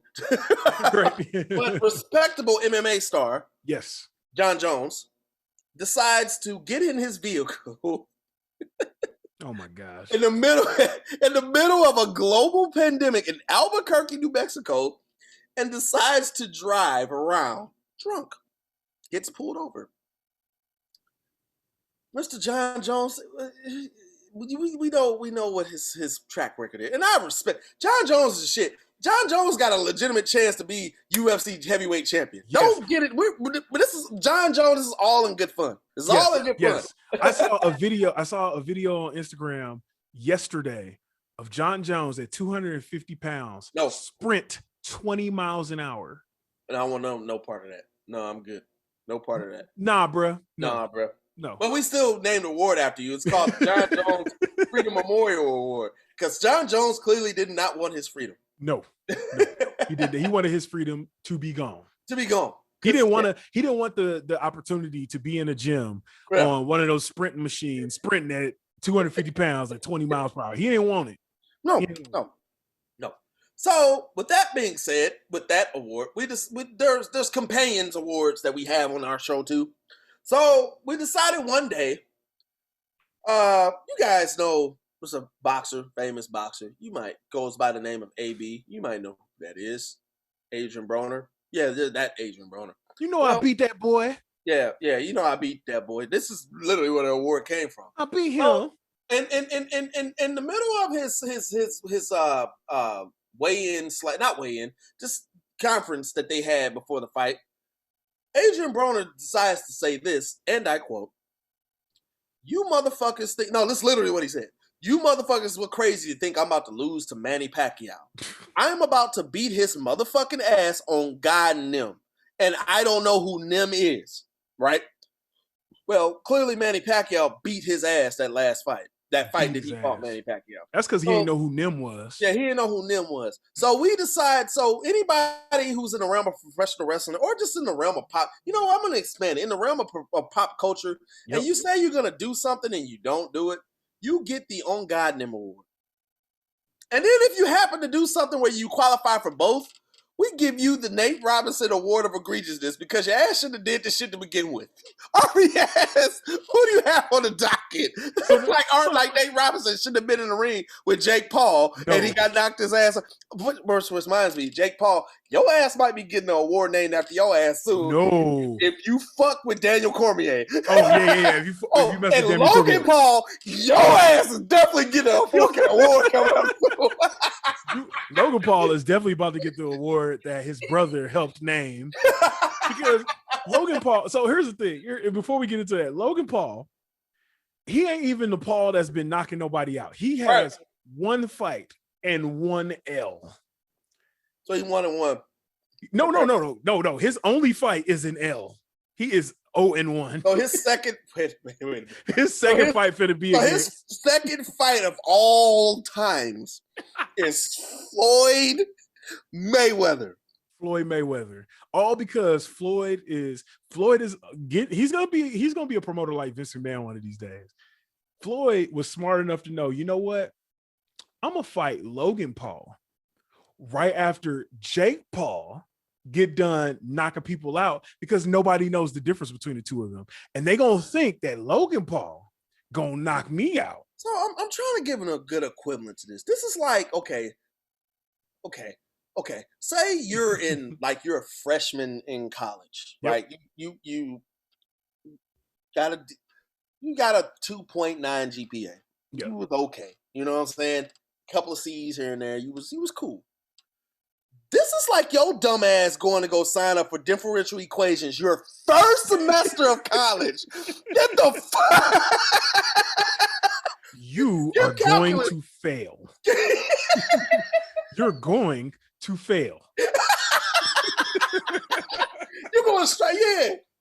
I'm signed up for differential equations because it looked tight. The name, that sounds like a rap album. Yeah, dog. Little such and such, differential equations. Get your stupid ass on somewhere. Little such and such. There's a shirt. Little such and such, differential equations. Little such and such, differential equations. Album cover coming soon. But so, as you were talking about it, you know what? I was thinking, I think this person gets the Nate Robinson. I was thinking John Jones, but they were extra egregious. And I think they're getting the Nate Robinson. So the award goes to former senior director of talent relations at WWE, Mark Carrano. What the fuck did Mark Carrano do? He seemed like he a cool, solid dude. What did he do? Well, you think so, right? Oh no, yeah. Well, when you have to set it up like that, you would think so, right? Yeah. we were sitting in the same room with him, same bar with him. He seemed You seem cool. But first of all, he got fired from WWE this past week. I'm sorry, y'all. That's not funny. Well, it might be. Right after I explain it a little bit more, it might actually be funny. Okay. So he got fired from WWE. Don't know if it was his day off or not. He got fired. Not funny. But the reason why he allegedly got fired. No, he didn't. No, he wasn't there. He wasn't there. He wasn't there. Oh, we're going to circle back to that. But Mark Carrano allegedly did so we're gonna back up a little bit. You were just talking about Mickie James, how cool Mickie James is. Yeah. Solid Mickie James is, right? Yeah. It's unfortunate that Mickie James got fired from WWE in this whole thing? Well, apparently she put on social media that she received a box, a care package, if you will, from WWE. And here's that care package. Mickie James got the rest of her belongings that were apparently at the Performance Center or whatever it was delivered to her in a box. And in said box was a trash bag with her stuff in it with a piece of tape on it that says Mickie. And she says on Twitter, and I quote, "Dear Vince McMahon, I'm not sure if you're aware, I did receive my WWE care package today. Thank you. Hashtag always blessed and grateful. Hashtag women's wrestling matters." But that ain't it. Hold on.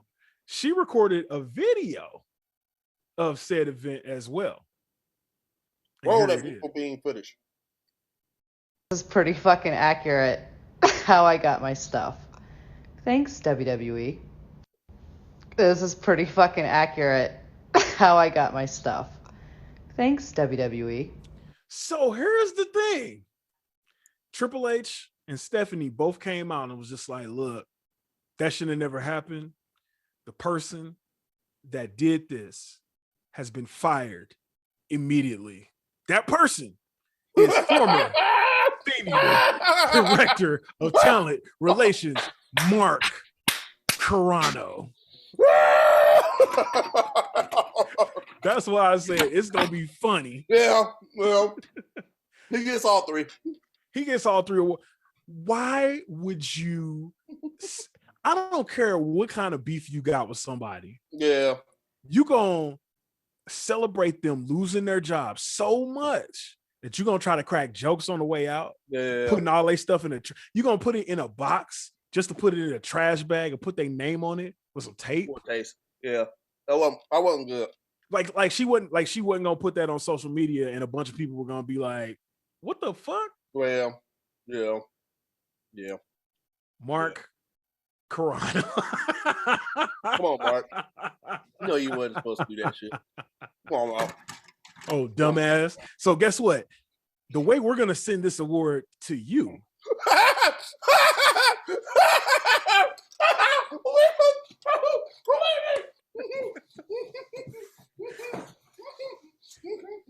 Yeah, here we go. So here is the box. Here's the box that we're gonna send it in. And inside said box, we're gonna put the trash bag, okay, that's a given. That's a given. We're gonna wrap it up in the trash bag. Before we close that trash bag, I'm gonna go outside and I'm gonna get Stanley the Wonder Dog. I'm gonna pick up a couple of his droppings. I'm gonna drop it in said bag. It's going in here, y'all. It's going in that box. And then we're gonna take some. What was that seasoning? What was that seasoning you had left? Oh, that Cavender seasoning? You're gonna put that Cavender. We're gonna sprinkle some Cavenders in it. Just sprinkle it around.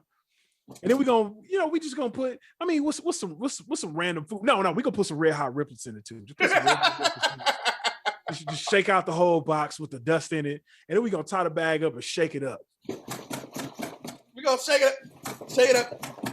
We're gonna shake it up and we're gonna put it in there. People who can't see me that are listening, can y'all hear this? That's the box. That's the box that we're gonna put the award in. And we ain't gonna put no bubble wrap on it. We don't put none of that on it.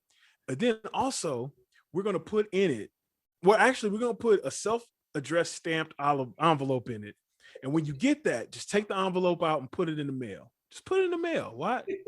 But what you're not going to know is that letter is going to go to New Jack's house. And it's going to say, my name is Mark Carrano. Fuck you, nigger. I hate you, New Jack. And it's a self-addressed stamped envelope so he can come to your house and see you about it. Mark Carrano, you fucked up. You know your ass is due. Especially when New Jack on the way to your house. I'm just saying. Put it in the mail. Don't ask no questions. Just take it out of the box and put it in the mail. All right, man. So before we get out of here, Uh-oh. So I got it on Black Y'all, but it's on Black Y'all shout out. So we'll put a pin in that. But before we get out of here, and like I said, this t-shirt is on the way. We got a for real t-shirt. No, come on, no bullshit. You got a t-shirt. I'm gonna share the design with you. You bullshit. I'm gonna have Melissa go over to like look at it, just make sure it ain't ugly. I'm about to lose my shit. We got a fucking We Cover You Cast shirt. We're about to. But we have somebody that like I said, committed PTO or took PTO to commit treason, but really they were still on the clock. No. They were still on the clock. No. So we talked about this last time. So NXT referee Drake Wuertz. Oh yeah, you done, bro. Yeah, you fucked up. So he was he got the award, or he took PTO to commit treason because he ran up in the Florida State Capitol building to tell them about how wearing masks for coronavirus is like basically like helping out child sex trafficking. What? Yeah, and they told him wearing a fucking mask. Right. Well, problem is, so he just called into the Seminole County Board of County Commissioners so he can explain himself. And yeah, here you go. Make no mistake, if you don't end this nonsense and start trusting your constituents to take personal responsibility by making their own informed decisions, you will not get reelected. Right. There will be a recruit of freedom-loving Republicans that will replace you. Commissioner DeLaurie, I would like to turn my attention to you, sir. You've been a strong advocate for victims of human trafficking through your work with the Lifeboat Project. I commend you for doing so, sir. Continuing this mask mandate only puts vulnerable children at risk of being preyed upon by traffickers and predators. Nonverbal cues are often a first sign for distress in identifying potential victims of human trafficking. Sorry, I'm getting emotional. Forcing and normalizing face coverings only makes it easier for sex traffickers to target kids in our community. Protect Seminole County children, Commissioner DeLaurie. And I would like to close with the 30 seconds that I have by calling for the immediate resignation of Emergency Manager Alan Harris. He is an awful leader. He is not an elected official. He has no business playing the role of a dictator to the people of Seminole County. God bless you all. God bless the great free state of Florida. So here's the thing. Now, and I think this might be another shirt, but because Florida be Floridering, he got a standing ovation in the video or his call-in video that he had for the board of directors. But if you kind of look at that, you see what that is. Yeah, I see that. What that is on the shirt. I can't even zoom in on it, but this. He was on the fucking clock. That motherfucker was like he just got out the ring. He did look like he just got out the ring. I don't even know what the fuck to say to this shit. I mean, his head is. I mean, his heart is definitely in the right place. But I don't like. I'm not gonna wear my place of employment on this podcast. No. So why would you? Why would you wear your work shirt? Your work shirt right after you took PTO to commit treason, to run up in the state building, and now you on video.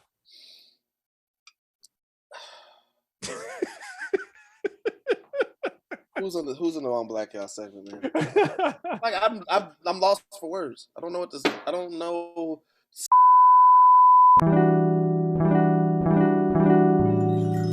Please stand by. I just opened up a whole ball. You might need to just X that out. Just put up a picture of New Jack. Do a boo. I said our censor button is going to be New Jack. Yep, that's it. That's it. That's what it is. That's what it is. This New Jack looking pissed off. Hey, New Jack, man, when you get on the show, dog? Yeah, When man. you get on the show, Hey, he gotta hit me back up. People who listening who like to fucking say what we want to say, send us the New Jack, y'all. Send the New Jack. Was it New Jack Uncut 187 or just New Jack 187 on Instagram? I know one of them got banned. New Jack, we want you on the show, bro. Get on the show. Yes. We want you on the show, man. Gotta get New Jack on the show. But before we get out of here, we got on Black Y'all shout out. We're gonna do it on Black Y'all shout out. But shout out to Mark Henry. Yeah, man. That dude. Yeah, dog. This dude lost 80 pounds. Yeah, man. 80 pounds. Like he's ready to make a comeback, dog. And he wants one more match. One more match just so he can retire properly. Give him Roman. Give him Roman. Give him Roman. Give him that dude.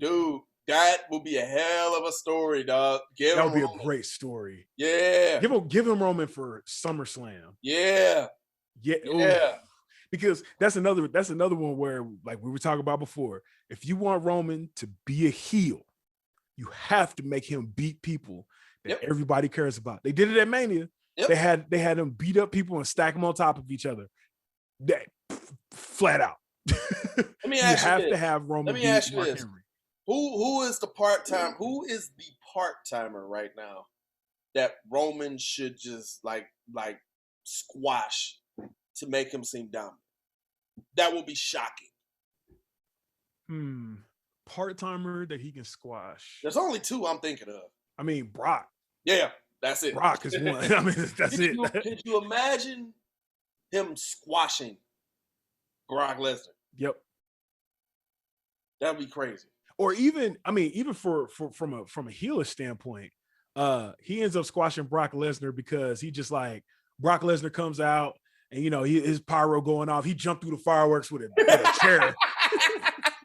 Wow, just start beating it. Just started beating him with a chair. Another tangent, y'all. So me and RVS here have this love of this picture is like burned into our skulls and will forever be there for the rest of our lives. Everybody knows Razor Ramon. Scott Hall. You know who Scott Hall is. Razor Ramon.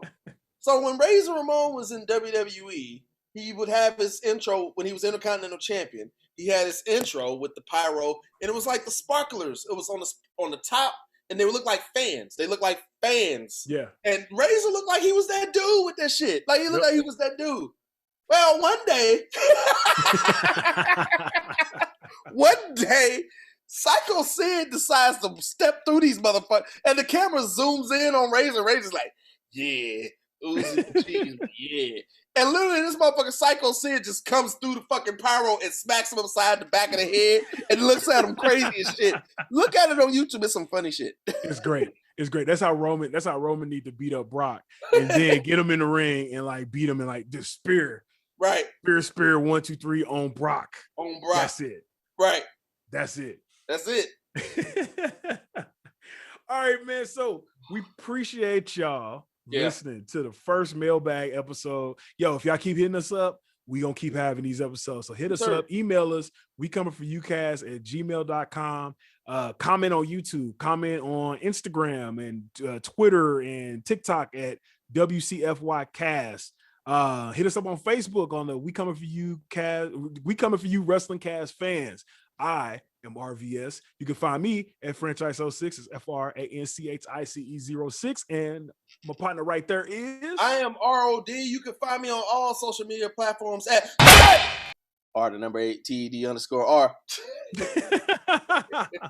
Well, you gotta leave you with something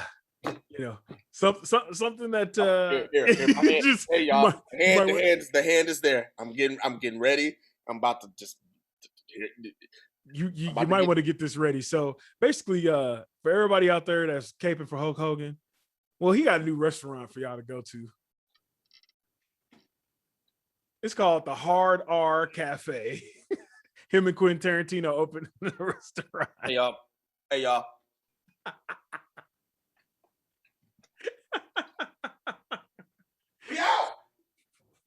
We out of here. Peace. Hey, don't be going to the Hard R Cafe. If I see you at the Hard R Cafe, I'm gonna beat your ass. Yeah, don't do that. You better not go to the Hard R Cafe. You better not go to a Hard R Cafe. Y'all better not go to a Hard R Cafe. There are some women that live below me in my apartment complex. Bye, y'all. You want it? You got it. You want me to get crazy? I'll get crazy. Sitting there apologizing. For what? You gotta fight 3 guys? 3 guys trying to kill me? I'm a gang member, baby. Remember that.